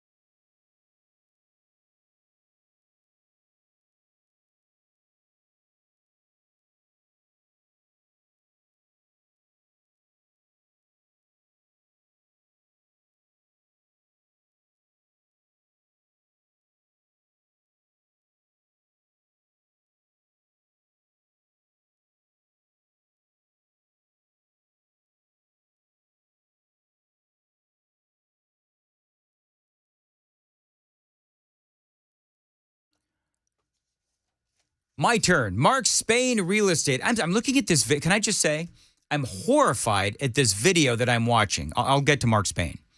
The headline is Trans Rights Whistleblower with a sign that says Stop Female Erasure is attacked at a New York City Pride March while naked men on bikes ride past kids in Seattle as millions gather for these LGBTQ plus events across the U. This is horrifying. I'll talk about this straight ahead on WTN. Friends, if you're thinking about selling your home, now is the time with the guaranteed offer. From Mark Spain Real Estate, you can sell your home hassle-free this summer. Dan Mandis here.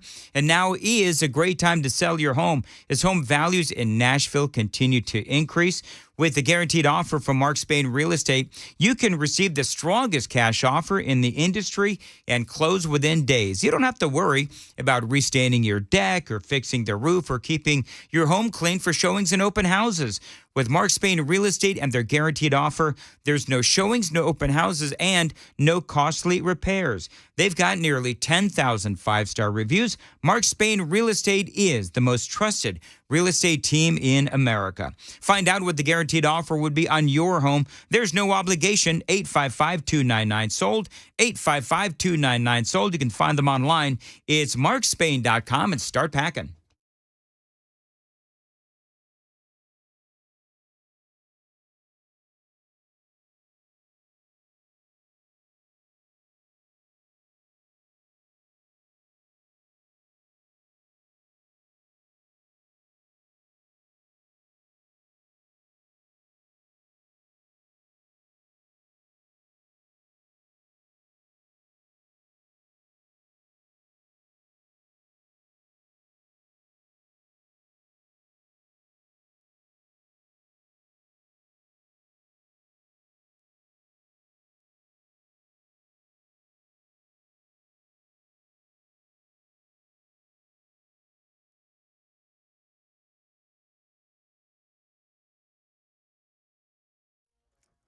Miles of tornado damage, mutiny in Moscow, and experts are worried about pilots getting confused during landing ahead of a looming technical upgrade for the nation's air carriers. These stories and more coming up at 7:30 on Super Talk 99.7 WTN. Thank you, Ken. 7:28 Nashville's Morning News on Super Talk 99.7 WTN. There is so much that I'm going to cover in the next segment because this video is horrifying, where you have this, they're calling her a trans rights whistleblower. And there was a particular sign that she was holding that apparently triggered all of these folks at this LGBTQ pride event that was going on in New York City. And this is something that was going on all across the country. So I'm going to talk about that. I'm also going to talk about how has Joe Biden's story changed over the years as it relates to Hunter Biden. Because remember, when somebody's caught in a lie, as Joe Biden has been, when somebody's caught in a lie, then what else are they lying about? And is Joe Biden really a politician that you can't trust? I think we all agree that no, Joe Biden is not a politician you can trust. We'll talk about that and a whole lot more straight ahead. By the way, the Super Talk line is, the Super Text line is open, 615-737-9986. And Super Talk TV is up and running as well. No interference. You can find us on YouTube, Facebook, also the station website, 997WTN.com, Twitter, and Twitch as well. News with Ken Weaver is next on Super Talk 99.7 WTN. I want to tell you about my friends at Busy Bee Plumbing, Heating, and Cooling. It is getting hotter. The last thing you need, friends, is your AC going out. You need to become a Beehive member to ensure that you're running at peak efficiency for maximum comfort. By the way, if your AC breaks down and you are a Beehive member like I am, you get front of the line service when you are a Beehive member.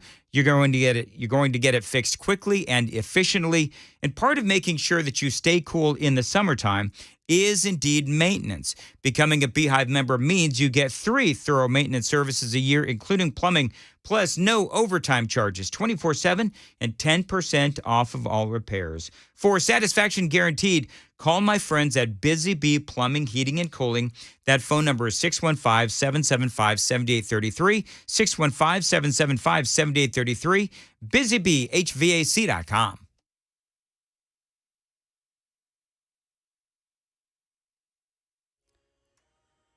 7:30 on the dot this Monday morning. I'm Ken Weaver with your top stories. We're going to tell you about the next best chance for showers and thunderstorms, some that could go severe. Also, we're going to tell you about the heat. That could be the big story this week. Full forecast and traffic in 5 minutes.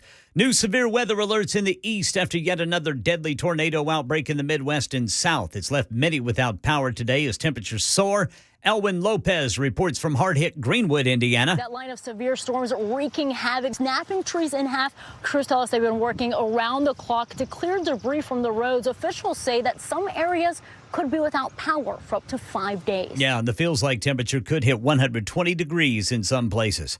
A weekend of chaos inside Russia as the pro-Putin Wagner Group, a mercenary organization with tens of thousands of fighters led by Yevgeny Prigozhin, marched away from the front lines in Ukraine and back into Russia toward Moscow. Ian Pannell reporting. At 8:29 p.m., the rebels just around 130 miles from Moscow, where defenses are being dug, when Prigozhin suddenly announces a halt, saying he's turning back to avoid bloodshed, even though a number have already died along the way.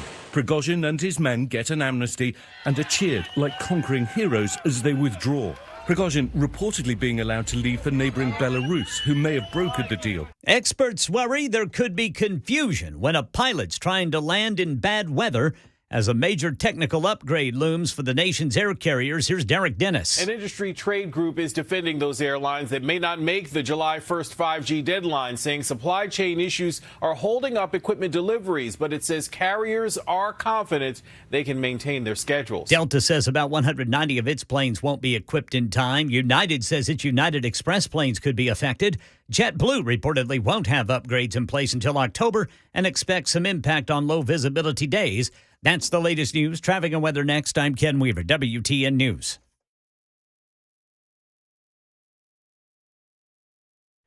Hey folks, Paul Winkler here. One of the things I like to do for investors is educate them, because the more educated I believe that you are as an investor, the more peace of mind you have, the less you worry, and the more successful you're likely to be as an investor. So here goes another education. If we look at a lot of these investment portfolios, like these target date funds out there or portfolios put together by big mutual fund companies, they'll often use something called a total market fund. And you think, wow, I own the whole market in one mutual fund. Matter of fact, there's a really popular video out there on YouTube that says you can get by with just a couple mutual funds and you can be totally diversified. Nothing could be further from the truth. What's going on here is this. One of the things we know as an investor is that you have small companies out there and you have large companies out there. You have growth companies and you have value companies. I taught this in a previous video. We expect more return from small companies than we do large because they have to pay more to use your money historically. Value companies have to pay more to use your money historically as well. Now, what happens with total market funds is they weight based on the size of the company. Well, that would mean that a bigger company would represent more of the portfolio. So graphically, it would look something like this. The fund would look like this. That there's a ton of money in really big companies and there's almost no money in really small companies in those portfolios. So it's not really diversified. Do they own them? Yeah, they own them, but they almost have no money in them. So when these do really well, you're not really getting the benefit from it. What we would be better served doing is investing in various areas of the market and holding different types of funds to be more balanced between these areas. That's what academic research shows us, is if we can hold these areas more separately, then we end up with a better risk-return experience. So this is one of the things that we teach people. We like for you to understand this because the more you understand it, the less you're pulled astray from the investing industry that's typically all about selling you things. Yeah, total market fund, it sounds really good. Not necessarily so great in practice. Now, if you want to find out a little bit more and learn more about investing so that you're a more educated investor, why don't you take us up on a free 15-minute phone call? Go to paulwinkler.com. It's paulwinkler.com. You can set up one in any of our offices, our 10 offices around the Nashville area. There's one near you, most likely. Set that up. Come see us. We love to educate investors. I think you'll be happy you did.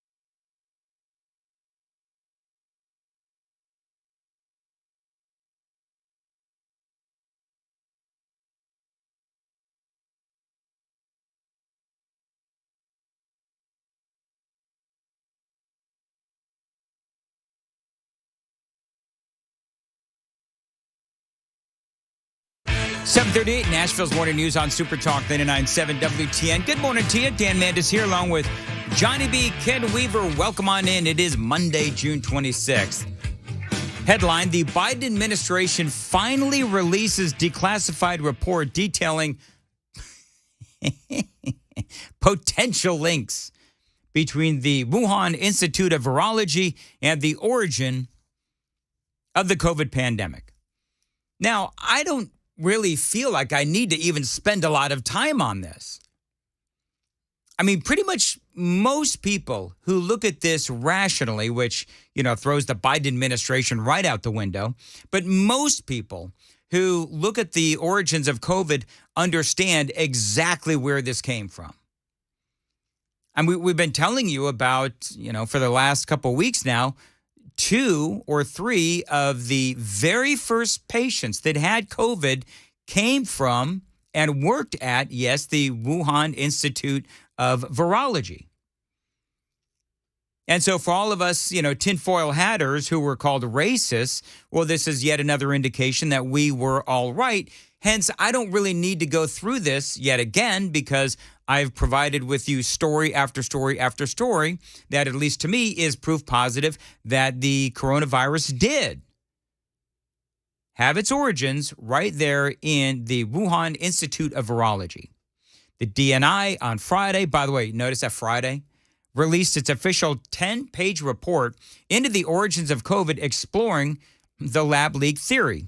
The report is entitled The Potential Links Between the Wuhan Institute of Virology and the Origin of the COVID-19 Pandemic. And so it is interesting because one of the things that you always seem to find is that, and I always seem to go back to the same thing, which is because China simply refuses to cooperate with any of these investigations, whether it is the World Health Organization or whatever, that this thing originated from that lab, because China is acting as if they are guilty. And so the more that they deny, the more guilty they look. And so here's part of the story, because there's a lot here. The Director of National Intelligence on Friday released to Congress their long-awaited report into intelligence community conclusions about the origins of COVID. In March, President Biden signed into law a bill to declassify intelligence on the origins of COVID-19. The DNI's 10-page report did not provide any fresh conclusions as to the Wuhan lab and shows the various agencies are divided as to the origins of the pandemic. That is amazing to me, that they can look at all of the evidence that is out there. And I don't want to spend a lot of time on this, because I think this is going to be one of those things that no one is going to agree on. But you do have various agencies that are battling back and forth. They say the Department of Energy, which oversees biological research labs in the U.S., concluded with low confidence back in February of this year that the virus most likely came from a lab in Wuhan. The FBI concluded the same with moderate confidence. The National Intelligence Council and 4 other agencies disagree, saying the pandemic likely began naturally. The CIA, meanwhile, is on the fence and has been unable to say with certainty how it began, given repeated blocks imposed by the Chinese authorities.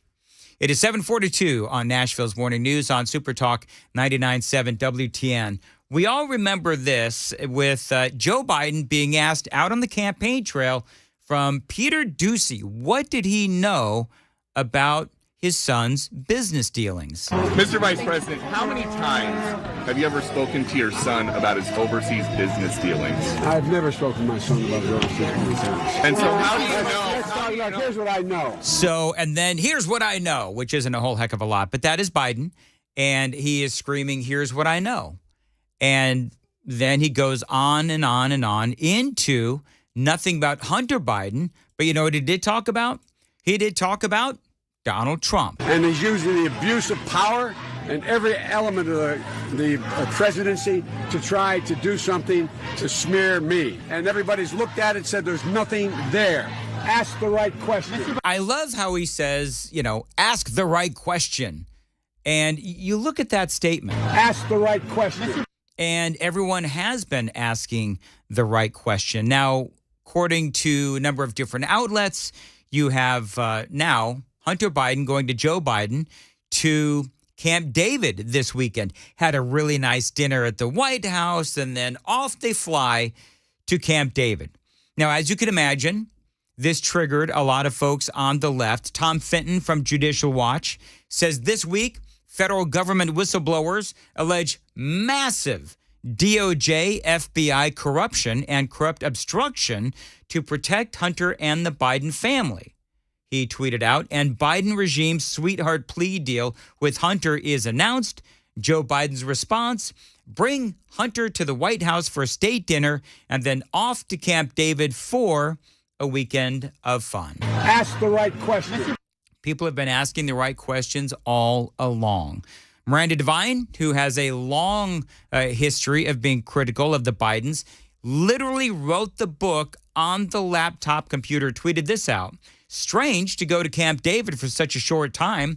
Maybe, and I love when she says this, maybe to have confidential discussions with unknown legal advisors in a heavily guarded place away from prying eyes. Ask the right question. Well, that would be a very good question. What exactly are you doing at Camp David? 7:45. Time to check the roads from the Paul Winkler Investment WTN Traffic Center.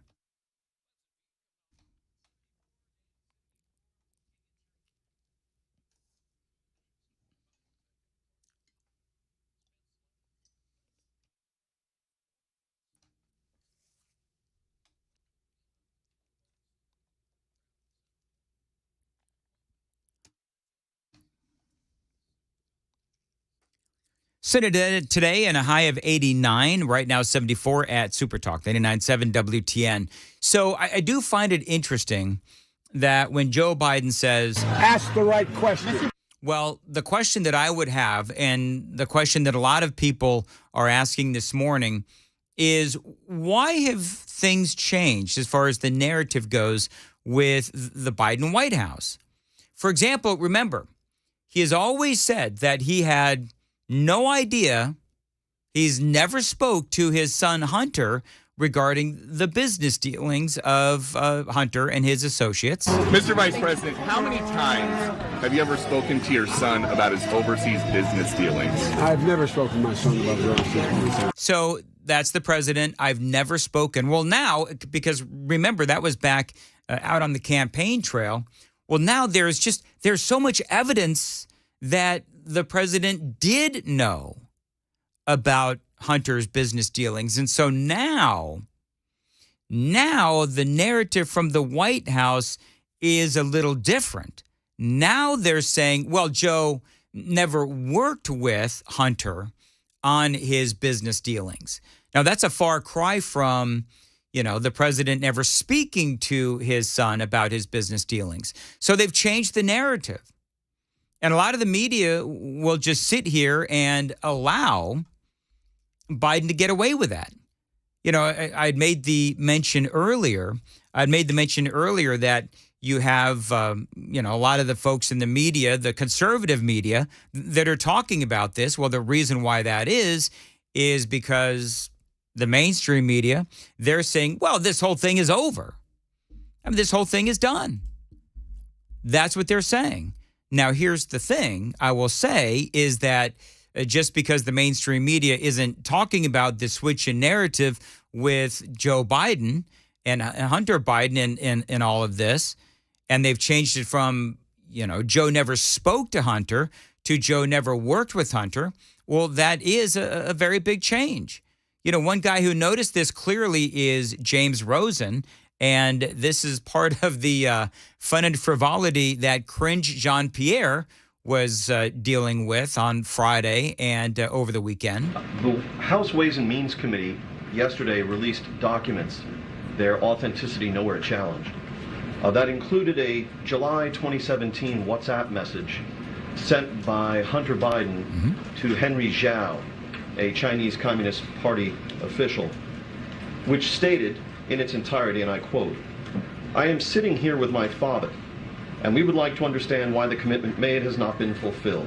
Tell the director that I would like to resolve this now before it gets out of hand, and now means tonight. And Z, if I get a call or text from anyone involved in this other than you, Zhang, or the chairman, I will make certain that between the man sitting next to me and every person he knows, and my ability to forever hold a grudge, that you will regret not following my direction. I am sitting here waiting for the call with my father," unquote.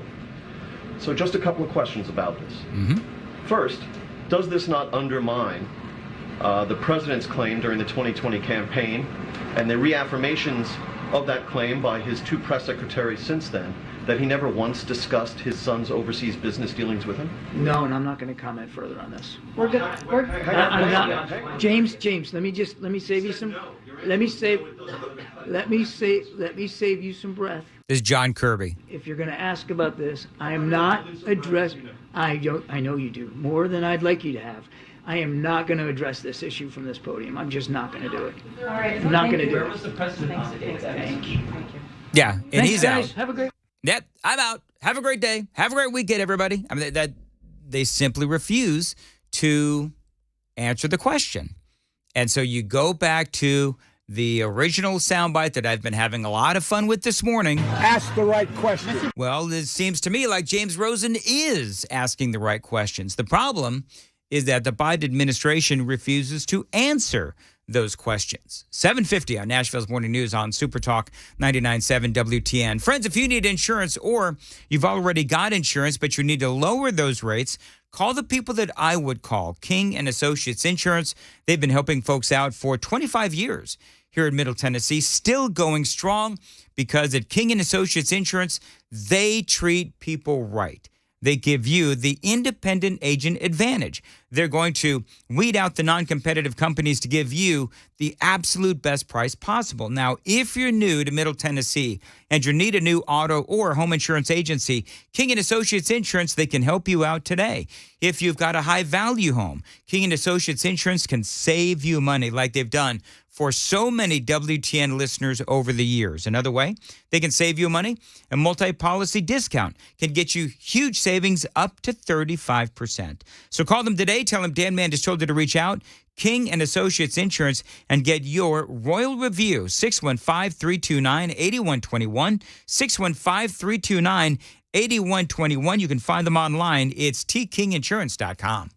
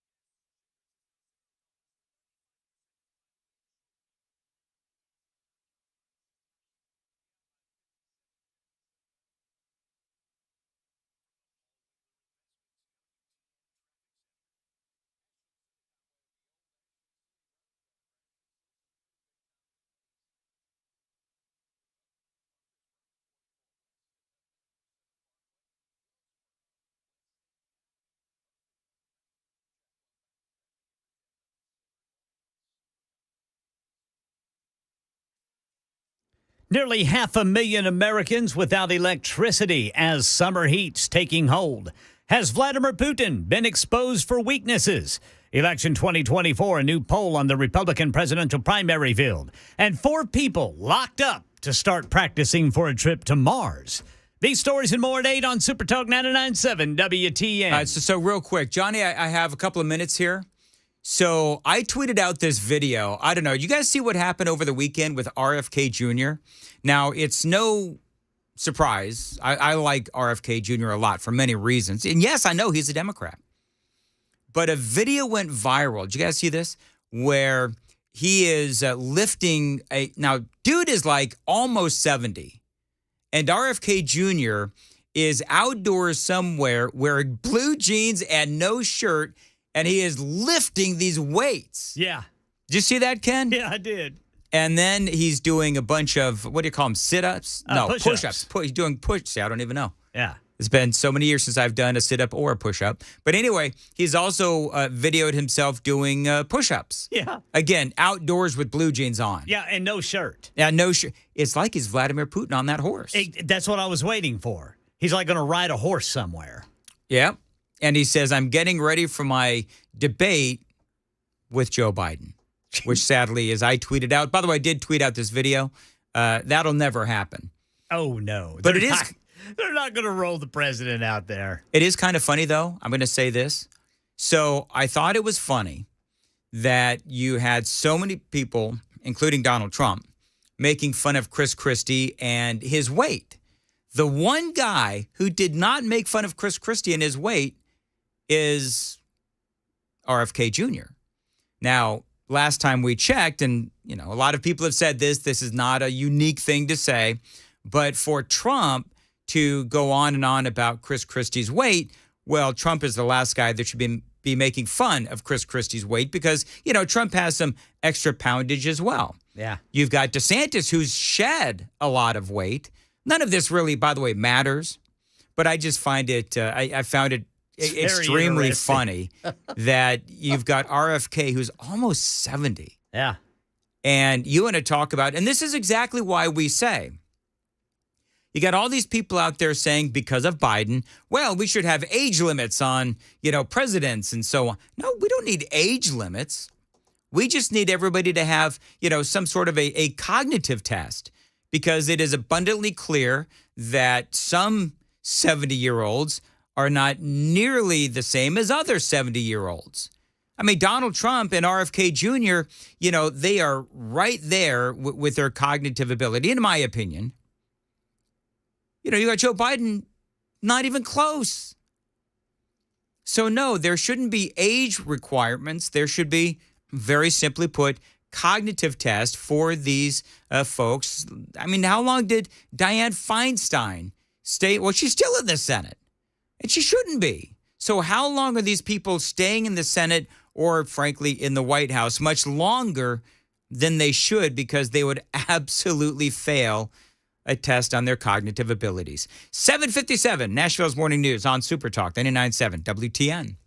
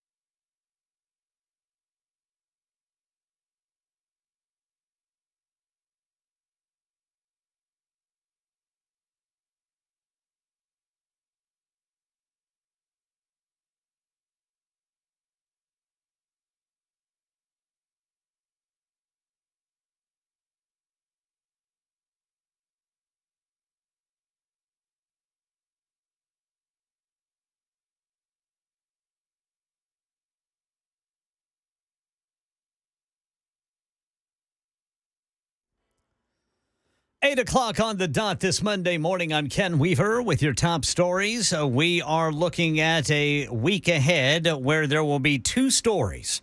One will be the next risk of severe weather. The other one, which might be the biggest of the two, will be the summer heat. Full forecast and traffic in 5 minutes. It's going to be a long week of recovery after severe storms spawned tornadoes in the South and Midwest yesterday. Here's Elwyn Lopez in hard-hit Greenwood, Indiana. Indiana, not the only state to get hit. Severe storms knocking out power to nearly 500,000 customers in the South and claiming another victim in Atlanta, Georgia, when a tree fell on a father who was taking a walk. And now those dangerous storms are heading east. Yeah, at least 9 states from Arizona to Mississippi, including Tennessee, are under heat alerts today. The world is watching Vladimir Putin after the Wagner mercenary group pulled out of Ukraine, started marching toward Moscow in what appeared to be an attempted coup this weekend. Ian Panel says Wagner's leader, Yevgeny Prigozhin, ordered his troops to stop short of the city, but he did seize control of a Russian town near the Ukrainian border. How damaged is Putin, and what does this mean for the war in Ukraine? Where's Prigozhin, and what's he planning? The Wagner leader hasn't actually been seen since Saturday, and this morning the Russian newspaper Kommersant Daily reporting that the mutiny charges against him have not been closed. We're unlikely to have heard the last of Prigozhin, or for Putin, seen the end of this crisis. Oil prices rising overnight after the revolt. Election 2024, former President Trump's lead among the Republican presidential primary candidates is holding. He was the keynote speaker of this weekend's Faith and Freedom Coalition dinner in Washington, D.C. With your help, we're going to evict crooked Joe Biden from the White House, and we're going to take back our country, and we're going to make America great again. 51% of Republican voters list Trump as their top choice in a new NBC poll. Florida Governor Ron DeSantis coming in second with 22% of the votes. Former Vice President Mike Pence third with 7%. And right now at NASA, practice for the goal of going to Mars has begun. This is Jim Ryan. The 4 volunteers picked from a field of 4,000 share some crucial traits. The ability to adapt, the ability to work in a team, the ability to regulate their emotions under stress. Dr. Suzanne Bell heads the Crew Health and Performance Exploration Analog, CHAPIA. It's really designed not to mimic the transit to Mars, but when they're actually on the surface of Mars. For the next year, the volunteers, 2 from the U.S., 1 from Canada, and 1 from Romania, will live in a 1,700-square-foot habitat at Houston's Johnson Space Center to simulate a Martian home. Market Numbers Report. Market Numbers brought to you by Beacon Capital Management. Online at beaconcm.com. Futures down before the opening bell on Wall Street. Dow futures off 23. S&P is down 2. NASDAQ futures off just a fraction. That's the latest news. Traffic and weather next. I'm Ken Weaver, WTN News.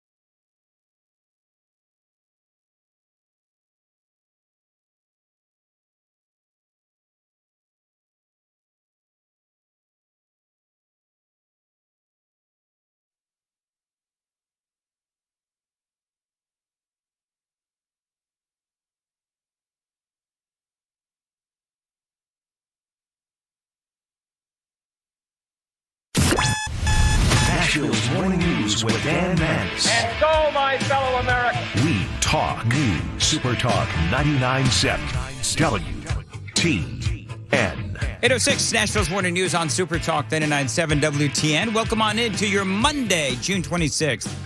And there is a lot going on. Ted Cruz, by the way, Senator Ted Cruz had a bunch of people send this to me. I know. The senator came out over the weekend. I think it was on a podcast, maybe during an interview. But he said, the House of Representatives needs to start looking at possible impeachment proceedings. And so this is most certainly something, and I've been covering this all morning long.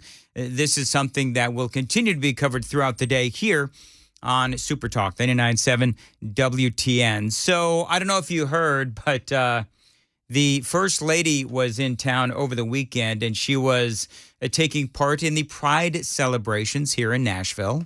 Today, I'm here on behalf of Joe, my husband, Kamala and Doug, to say loud and clear that you belong, that you are beautiful, that you are loved. That's just bizarre. Like, am I just the only one who finds that kind of messaging just a little bizarre? I mean, this is a Pride event, and I think there is a difference between like a Pride event where they're obviously celebrating their gay pride and what we saw with this drag queen event in New York. Now, just to be perfectly candid and clear, I've never been to any of these events. But what I will say is that the messaging from the First Lady, you belong, you're loved. Has anybody, and you're beautiful, I guess. So has anybody ever said that they don't belong or that they're not loved or that they're not? It's like, I don't really understand the messaging, nor, quite frankly, do I care. But what I will say is this: all across America, there are these Pride events going on. And I don't know about you, but some of these headlines are pretty scary. There is a story coming out where there was a Pride parade, and I don't know if it was a gay pride or if it was a drag queen Pride parade. I don't know. But what I do know is this chant is really scary. So I don't know if you picked up on that. Of course, they've got the usual drums and everything else. We're here, we're queer, and we're coming for your children, is what they said. Now, I don't know if they're trying to trigger people on the right. I don't know if they're trying to trigger America, who looks at these events with, and again, myself, I don't care about a Pride parade. I could give two whats about a Pride parade. They want to go out there and they want to be proud, knock themselves out. But when there are chants about coming for your children, I don't really know what that means.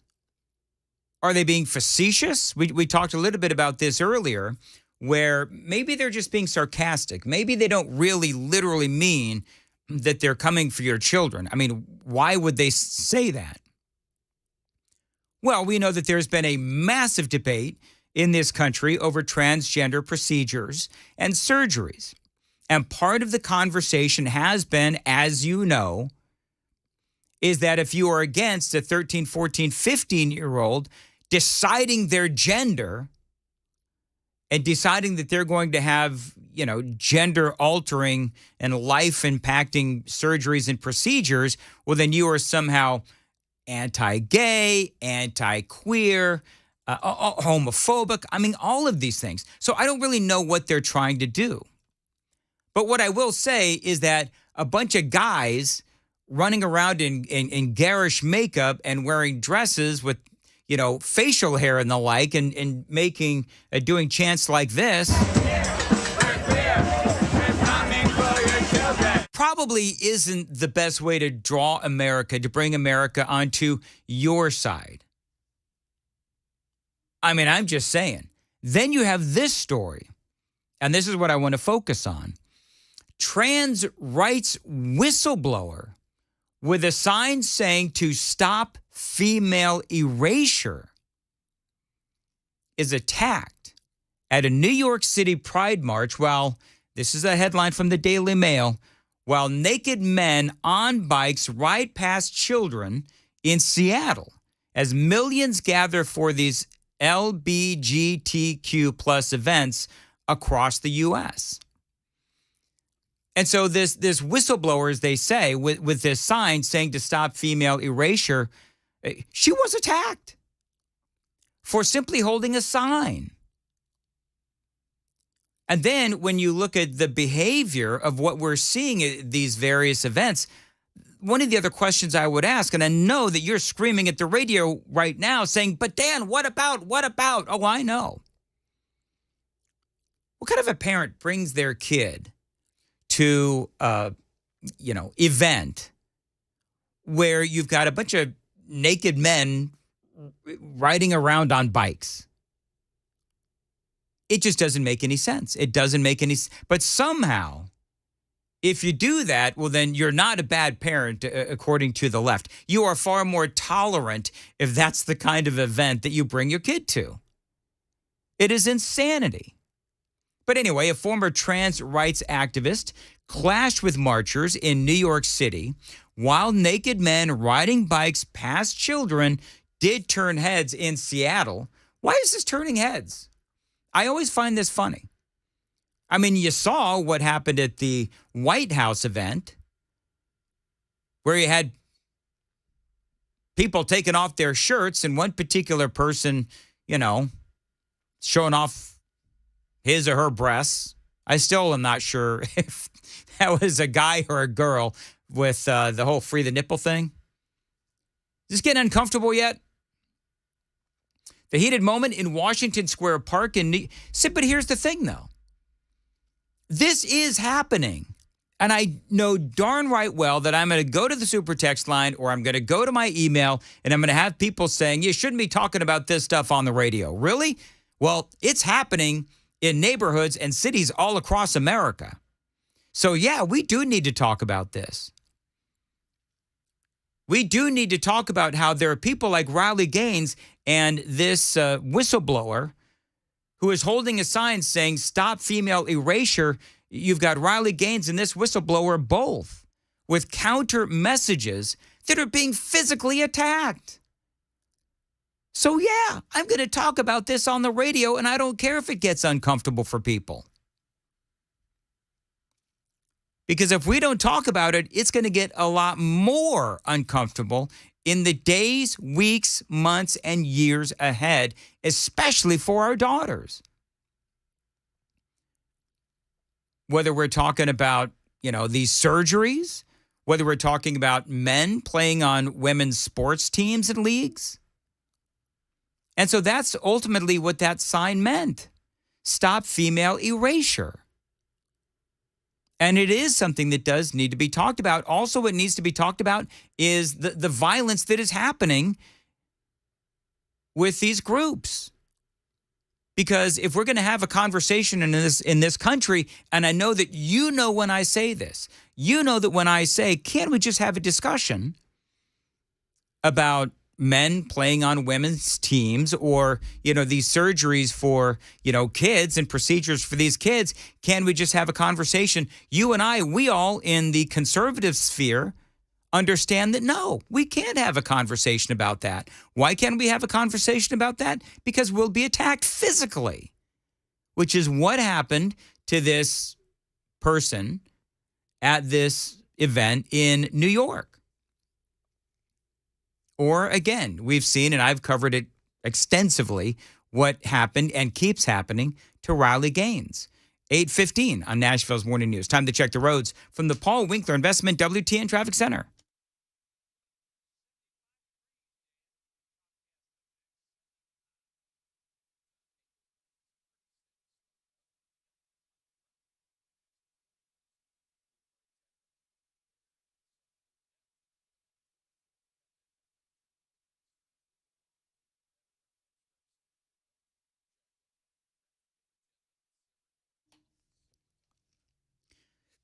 Thank you very much. Sunny today and a high of 89. Right now, 74, 76, 79. Ken, this is right up your alley. Let's do a straight naked bike ride downtown and see if that'll work. Yeah, I don't think so. Although, Ken, we all know that Ken likes to shed his shirt. Other people saying, Larry says, yes, Dan, we do need to talk about this. And I think, this is right up there with, and yesterday we talked about how you have some of these parents that very sad, their kids victims of the shooting, the Covenant School shooting here in Nashville. And we all know that there's a lot of conservatives out there that do believe that the manifesto should be released. And those of us who feel that way, we are getting verbally attacked as well. We're getting attacked in the media. So I don't really understand why exactly it is that only one side of the conversation is allowed to speak. Yeah, have you noticed this, by the way? This is part of what's been going on in media for quite some time, where you only have one side of the conversation that seems to be allowed to speak. And this goes back, we talked about this earlier in the broadcast. What were we talking about? COVID and the origins of COVID and where it came from. Well, there was a time back when where if you were saying that you might want to look at that COVID lab, where you weren't allowed to talk about it and you were called a racist and all the rest of that nonsense. Turns out, of course, as you all know, we were right. I believe that we were right. So it does seem that there is only one side of the equation that's allowed to speak when it comes to whether it is the conversation regarding men playing on women's sports teams or whether it's the transgender rights and all of these other things that have been discussed. And the surgeries, the trans surgeries for kids is another one, where if you speak out, you are attacked. And I'm just openly asking the question, what does it mean when they say? What does it mean when they say they're coming for our kids?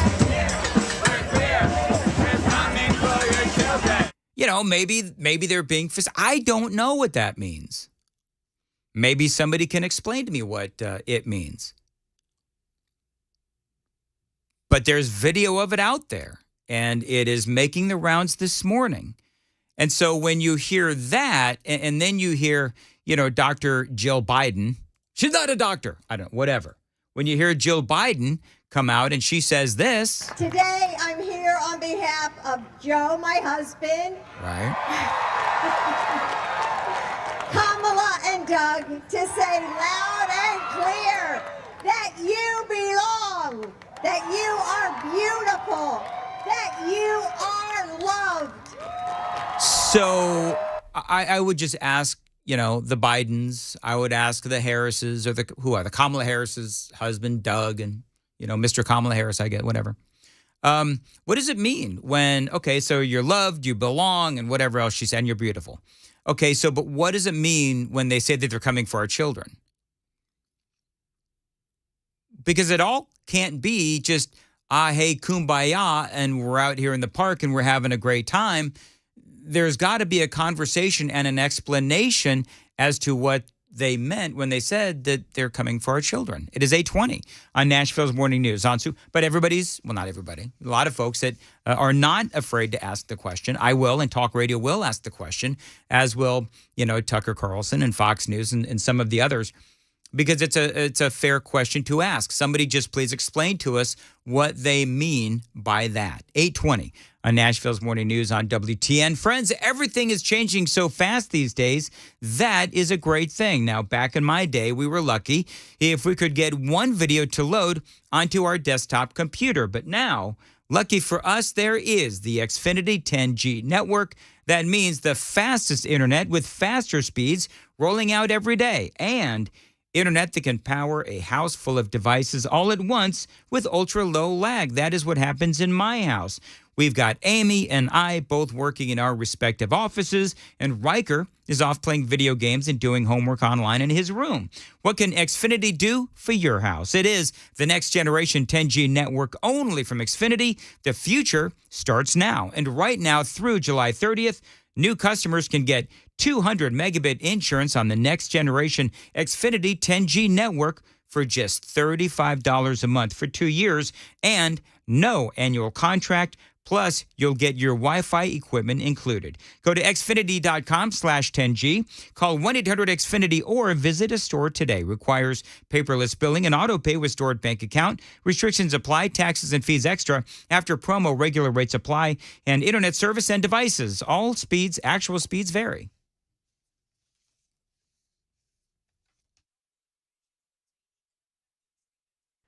Hey folks, Paul Winkler here.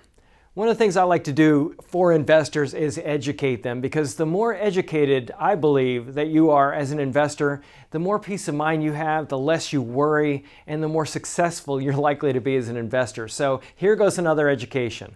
If we look at a lot of these investment portfolios, like these target date funds out there or portfolios put together by big mutual fund companies, they'll often use something called a total market fund. And you think, wow, I own the whole market in one mutual fund. Matter of fact, there's a really popular video out there on YouTube that says you can get by with just a couple mutual funds and you can be totally diversified. Nothing could be further from the truth. What's going on here is this. One of the things we know as an investor is that you have small companies out there and you have large companies out there. You have growth companies and you have value companies. I taught this in a previous video. We expect more return from small companies than we do large because they have to pay more to use your money historically. Value companies have to pay more to use your money historically as well. Now, what happens with total market funds is they weight based on the size of the company. Well, that would mean that a bigger company would represent more of the portfolio. So graphically, it would look something like this. The fund would look like this. That there's a ton of money in really big companies and there's almost no money in really small companies in those portfolios. So it's not really diversified. Do they own them? Yeah, they own them, but they almost have no money in them. So when these do really well, you're not really getting the benefit from it. What we would be better served doing is investing in various areas of the market and holding different types of funds to be more balanced between these areas. That's what academic research shows us, is if we can hold these areas more separately, then we end up with a better risk-return experience. So this is one of the things that we teach people. We like for you to understand this because the more you understand it, the less you're pulled astray from the investing industry that's typically all about selling you things. Yeah, total market fund, it sounds really good. Not necessarily so great in practice. Now, if you want to find out a little bit more and learn more about investing so that you're a more educated investor, why don't you take us up on a free 15-minute phone call. Go to paulwinkler.com. That's paulwinkler.com. You can set up one in any of our offices, our 10 offices around the Nashville area. There's one near you, most likely. Set that up. Come see us. We love to educate investors. I think you'll be happy you did.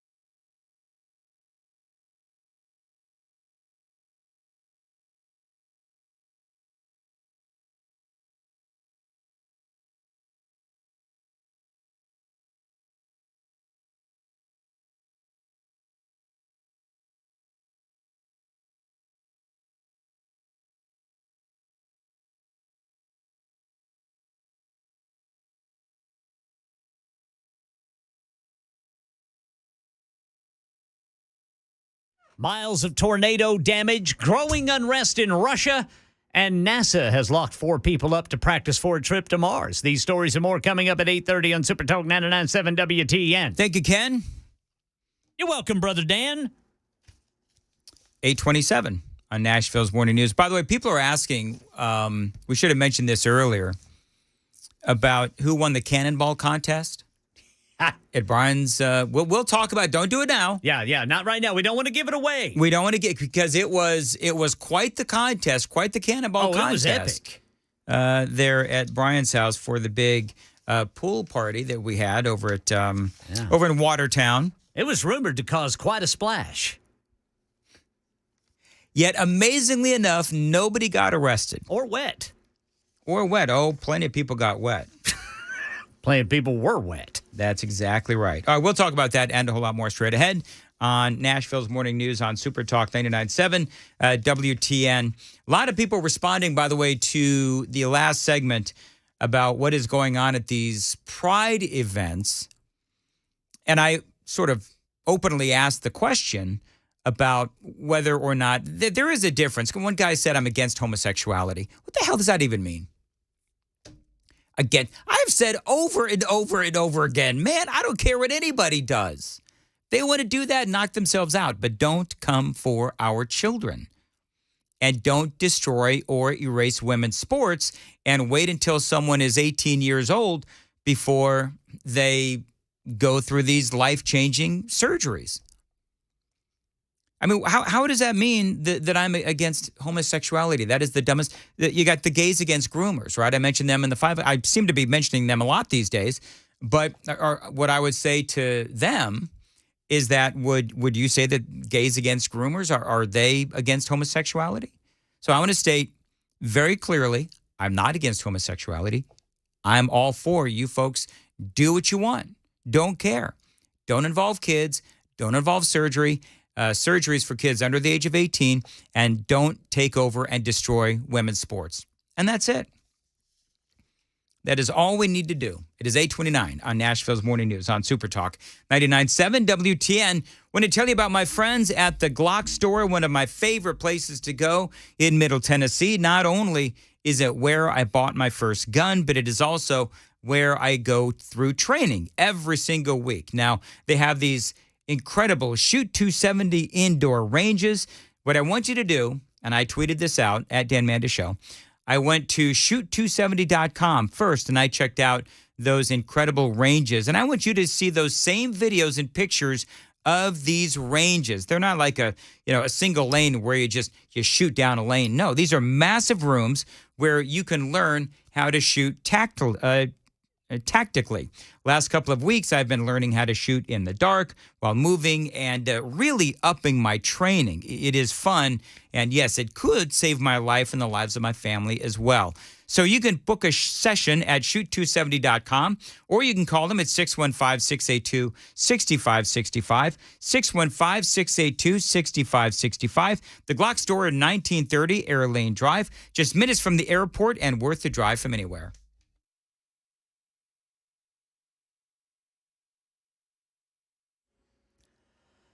$8:30 on the dot this Monday morning. I'm Ken Weaver with your top stories. We'll tell you about the risk for severe weather this week, but it may be the heat that steals the headlines. Full forecast and traffic in 5 minutes. Yeah, there's lots of damage from a tornado just south of Indianapolis yesterday. Altogether, we're probably looking at roughly 3 miles right now of damage. So our crews are going to be out working for the rest of the night. That was the fire chief in Bargersville, Indiana. A different twister is blamed for at least one death in Martin County, Indiana. A weekend of chaos inside Russia as the Wagner Group, a mercenary organization that was helping Russian forces in Ukraine, marched away from the front lines, then into Russia. The group of rebels, led by Wagner's leader, Yevgeny Prigozhin, almost got to Moscow on Saturday before some sort of deal was announced by the Kremlin, and now nobody has seen Prigozhin. Election 2024. We're going to finish what we started, and we will make America great again. Former President Trump rallying supporters in Michigan last night as a new NBC poll shows 51% of Republican voters listing him as their top choice. Market Numbers Report brought to you by Beacon Capital Management, online at beaconcm.com. Here's Jim Ryan. The final trading week of June is starting on a lower note. Before the opening bell, Dow futures were down a fraction. The Standard & Poor's 500 and the Nasdaq Composite were set to give up about 0.1% to open the day. On Friday, the Dow Jones lost 219 points to end the week at 33,727. The S&P gave up 0.75%. The Nasdaq Composite closed 1% lower. You can expect your car insurance premiums to keep rising right through 2024. Auto insurers say losses caused by accidents, hailstorms, bigger medical bills, and rising repair costs are forcing them to raise their rates. Some states, though, have started pushing back against those increases. And federal regulators are investigating a Ford recall of more than 250,000 SUVs. A couple of owners are complaining that even after the fix, their 2021 Explorers behaved erratically, slamming to a stop in one case, lurching into motion in another. All right, 2 minutes after the opening bell on Wall Street, stocks are mixed. The Dow is up 9, the S&P is down 4, NASDAQ down 21. That's the latest news. Traffic and weather next. I'm Ken Weaver, WTN News.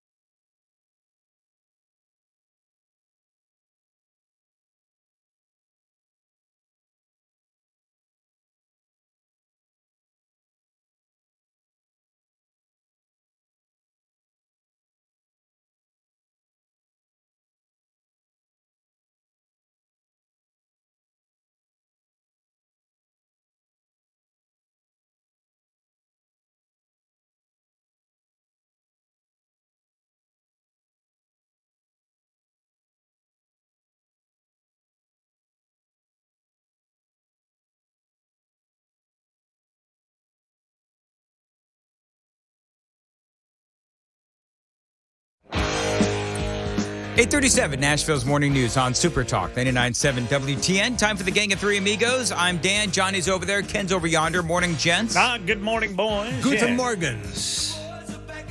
So, Brian's pool party was a lot of fun. Yes, it was. I didn't take enough advantage of the food. I'm kind of upset with myself. Boy, I did. Did you, Johnny? Yeah. All right. So, they had all kinds of yummy food. Grogu loved beards, we learned. Yeah, little Grogu. Grogu's an alcoholic. Yeah, boy, she was licking up beer and margaritas. Her long Grogu-like tongue kept going into my margarita. Yeah. Oh, yeah, that's right. Somebody's beer she was drinking. It was her brother Chris's. Yeah, Chris Weber's, yes. Yeah. And then I loved him because he drank right after her. He did. You noticed that, too? Yeah, I sure did. Did you see that, Ken? So Grogu comes along and starts licking everybody's drink. Now, he licked my margarita. Like, literally, he's going face down. She is going face down into my margarita. Yeah, yeah. And so, of course, she did that twice, by the way.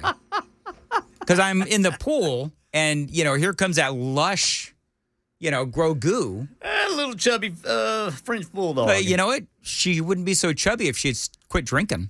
She's not really chubby. No, she's not. She's just kind of compact. Anyway. Cute. She's beefy. Yeah. And so I, of course, couldn't finish a margarita because Grogu kept, diving headfirst into mine. Chris, he just drank right after her. No problem whatsoever. He said, in my beer. Whatever. Get away from my beer now. Now, we did not have a cannonball. We forgot, I think. We all forgot to have. Although, did we try to have we didn't forget. You cannot have a cannonball contest it was in only, that pool. Yeah. It's only 5 foot deep. Yeah, and plus with as many people that were in there, it'd be kind of dangerous. You might land on someone. Well, you'd break your tailbone. Yeah. At least I would. All right, well, so we didn't do the whole cannonball thing. We didn't do it. But I would have won. I would have won.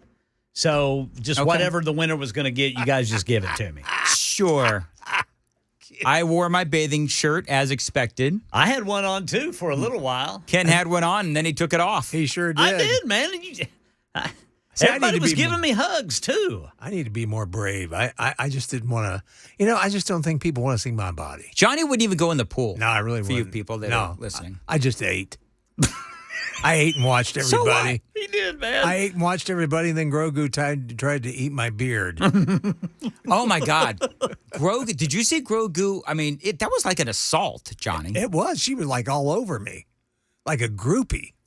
You know what? It was. I think what it is, Ken, is I think Johnny's been eating on that Glenna jerky, and it was in his beard. No, it was more the stuff that Brian and and Cabana wife had to eat there. And I think Grogu, well, in fact, where I was sitting when I was eating, Dawn told me, she said, that's where Brian sits and Brian gives her food. Oh, that explains. Yeah, so she was all over me. And then next thing I know, she's climbing up on me and chewing my beard. And Dan tried to take a picture. Yeah. And right when he's trying to take the picture, right when he finally gets ready, she jumps off. I got a couple of pictures, actually. Did you? I did. Should I tweet it out, Johnny? Should I tweet out the picture of Grogu assaulting you? Whatever you want to do. Maybe I will. Okay. But a great, as we like to say, a great time was had by all. I love the fact that Brian was, admonished by his wife to turn the music down. It was pretty loud at times. Yeah, you walk in and, man, the music just... Cabana wife would come around, Brian... Turn that down. What? Yeah, that's why I love his responses. What? We finally figured out how to trigger Brian. Tell him to turn down the music. Yeah. It was good music. It was great mix. Music. Oh, man, especially when Willie Nelson came on. Willie Nelson. Whoa. Yeah. Had some... felt like we were in Allman Texas. Brothers. Oh, yeah. By the way, stuff. the Badfinger. The great thing about that was the music and... we had this big conversation, Ken, about a 1984 version of Van Halen's album, German version. Oh, yeah, the album that I have. Yeah. It's a German print. German print. Yeah. Where'd you find that? I found it at my favorite record shop down there in Murfreesboro. German print of the album 1984. And, David Lee Roth, he's not someone that has always seemed so really smart to me. I was surprised that he was able to sing 1984 in German.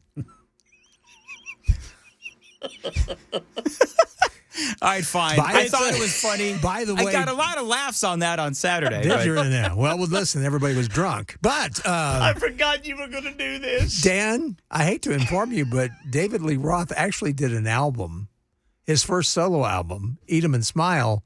He also did a version in Spanish. Did he? Totally, yes. All right. Yeah, he's a very intelligent guy. I know he is. I just thought it was a funny joke. Well, the joke about the German print is that the only way you know it's a German print is because in Germany, 1984 was printed with the back cover upside down. But Dan turned it into Look. David Lee Roth singing everything. Maybe I was the one that was drunk. Maybe that's what it was. Maybe Grogu drinking my margarita was actually, his way, her little. Why do I keep making Do you know that still is an issue, obviously, to this day? Grogu is like 3-4 years old now. She has been in our lives. Why do I keep making him Everybody did. Everybody. Really? So it's not just me? No, it wasn't just you. I noticed that at his party, everybody kept saying he, and I thought, well, no, it's a girl. That little she. It's a little she. Yeah. It's the only girl that's ever, pawed all over me in a long time. Wow. Yeah, that's a horrible feeling. We go from a German print album to pawed on me. Yeah. Yes, sir. Yeah. Chewing my beard. Come here, you guys. Do you often ask Glenna to chew on your beard, Johnny, or is that something that's just unique to you and Grogu? No, it's just me and Grogu these days. Grogu's the only girl that's interested in me these days. Wow, he just keeps going back, doesn't he? What? Ken? Well, you're just saying that Grogu's the only girl that's interested in you. I'm sure Glenna would take exception with that. Glenna loves me, and I love Glenna. Oh, okay. But she doesn't climb all over me like Grogu. Yeah. But it's troubling to me that it's a dog, and a really slobbering dog that is all over you. Yeah, them little bulldogs. They don't have a lot of place to put things in their mouth. Moving on. They get rather slobbery. Yes, they do. So I've got great news from the Mandis house. Let's hear it. I am gravel free. Hey. Mm-hmm. You got rid of that big old pile of gravel. So, guy named Evan, a couple weeks ago, he contacted me and he said, "Do you really have 22 tons of gravel?" And I said, "Yes, I do, as a matter of fact." So he said he wanted to come over and take some of this gravel off of my hands. So me and Evan, by ourselves with a couple of shovels, shoveled a couple of tons worth of gravel into the back of his pickup truck. He came back on, I think it was Saturday, to finish the job. And so me, Evan, and a couple of friends of his grabbed all that gravel, threw it in the back of a pickup truck, and now I am, by and large, for the most part, with the exception of a few stones, gravel-free. Oh, way to go, brother Dan Mandis. Didn't I try to give gravel away on Friday? Yeah, you did. What did I do? Nobody wanted it. You know what? I actually feel bad because there's a lot of people that were like, they actually wanted a piece of my gravel. Oh, did they? Listen, I've still got plenty. I mean, it's underneath the deck and stuff, but if somebody generally wants a piece of my gravel, knock yourselves out. Yeah. Maybe you can autograph a piece. Maybe. Maybe. But anyway, so now we have to, now I've got big, it's like I got crop circles in my backyard. Because I've got big areas that are completely circular that have absolutely no grass on them whatsoever. That'll come back. You think so? Oh, Yep. yeah. All right. Very good. Yeah. Hey, you guys want to do some content? Sure. Sure. What do we got, brother Dan Mandis? I want you guys to guess, in the Biden economy, how much debt does the average American have? And by the way, you folks on Super Text, you can chime in too. What do you think is the average American? What is the debt of the average American? Okay. Ding, ding, I'll say ding. $50,000. Wow. Okay. Johnny? I was going to say 15. Ken is closer at $54,000. Wow. Yeah. The average American has over $54,000 worth of debt. Yep. That's crazy. Well, you got to take out credit cards just to buy groceries. Well, that is one of the big problems. Well, and a lot of Americans are spending too much money to begin with, I think. Kind of like the government. Yes, I think everybody is. Yeah, I think people borrow and they borrow and they borrow. There used to be a stigma. Like when we were growing up, I don't know about you, but like my dad and my mom, they didn't tell me anything about accruing debt. They never did, and I don't know why they didn't. So then when I was in my early 20s, I've told this story before, when I was in my early 20s, I had accrued, I mean, it was like $20,000, $25,000, $30,000 in debt by the time I was 25. Goodness. And my mom found my credit card bill when I was, like 21 or 22. Yeah. And she wanted to know what in the world was I spending my money on, and I had no idea. I had absolutely no idea. Never filed for bankruptcy, but I mean, I came that close, but I was able to pay it all off. And then, of course, life happens. You go through life changes and you find yourself yet again, tens of thousands of dollars in debt. So it's almost like, Americans seem to be perpetually in and out of debt. Well, and I've noticed this quite a bit on social media. I'll see people that I know they don't have the money to do this.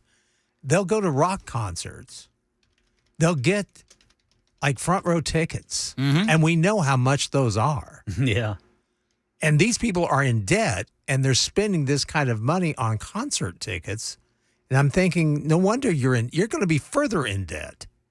What are you doing? Did there used to be more of and I'm asking the question genuinely because I don't know.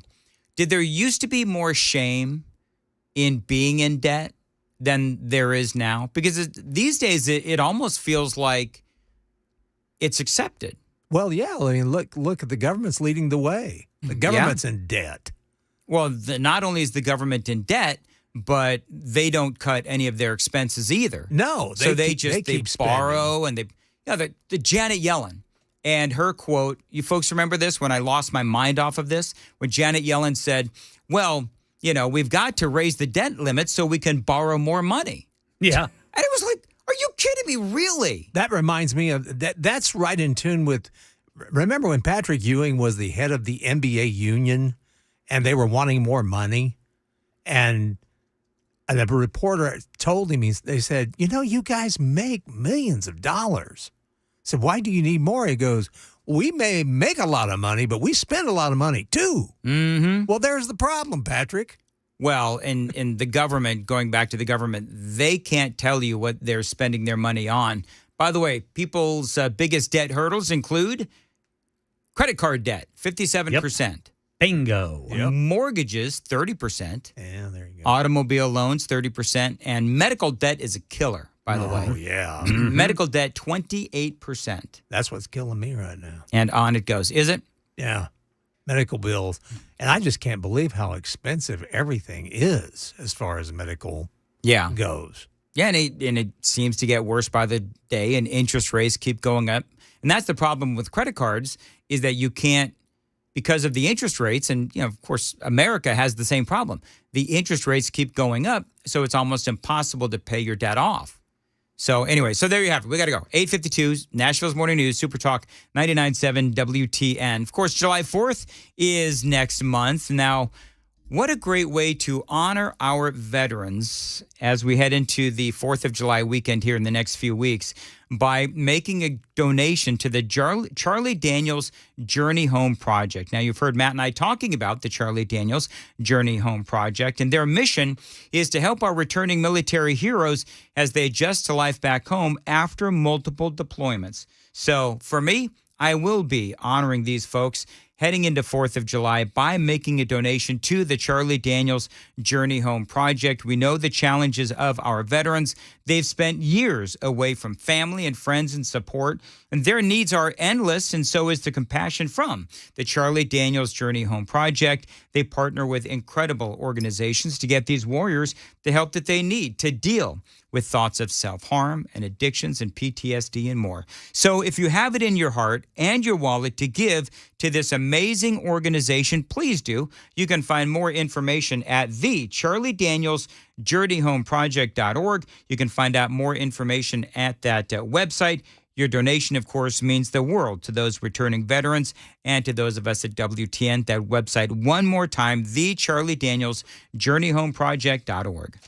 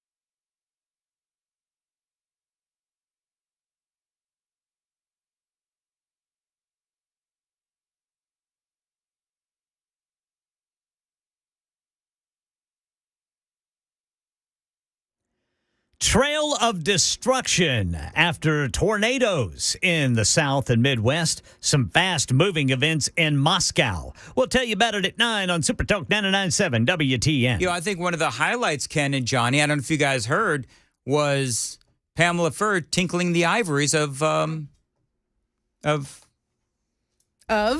Wilson. He's got a baby grand. No, I didn't tickle his ivories. I didn't say his. The pianos. Yeah, you did say that. And yes, you did say that. You were playing the piano. It was quite beautiful what she was playing, by the way. That's exactly right. Oh, I missed that. Yeah, you did. You left too soon, Ken son Weaver. of a biscuit eater. That was the end of the concert right there. That was the end of the show. It was the finale. It was. It Yeah. was very good. Well, thank you. Thank Yeah, it you. was I good. don't really play that often. I only play by ear. And so, to write my little tunes. And so, anyway, but the piano was just gorgeous. Is that a baby grand? That is a baby grand piano. All And right. it is gorgeous piano. Yeah. Is it wrong to say tickling the ivories? No, Isn't that that's what they say? perfect. Yeah. That's what it is. But you said... Tinkling. You said... Did I say no, I didn't say tinkling. I and said you tickling. said you're... Tickling the ivories of tickling- Brian Wilson's piano. You said tickling the ivories of Brian. Brian's piano is what I said. I thought you said tinkling. You know what? This is the interference that's happening. The interference is happening in my head I'm picking too. it up in here. Yes, Yes. indeed. Interference. Is it time to go home yet? All right. Well, ask me the question. Pamela Furr, what's going on after the news at 9?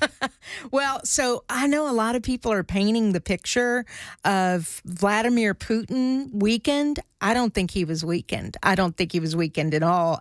In fact, I think he's probably a little bit more He survived. strengthened. That's actually what Dakota Wood said earlier Oh, did today. he really? Yep. So great Nice, minds nice. think alike. Dakota Wood said And basically the same thing. I think the dude, the mercenary guy, I think he might be dead. Oh, I was gonna say, what's the over under? That guy's still alive. He's gone. Well, Petraeus even said, General Petraeus said on some talking head show over the weekend that he needs to stay away from open windows. Well, that's exactly right. And, and especially since Belarus, that is a place where Vladimir Putin is very much supported. So that dude, yeah. All right, got to go. All right, bye. Pamela's up next. See ya.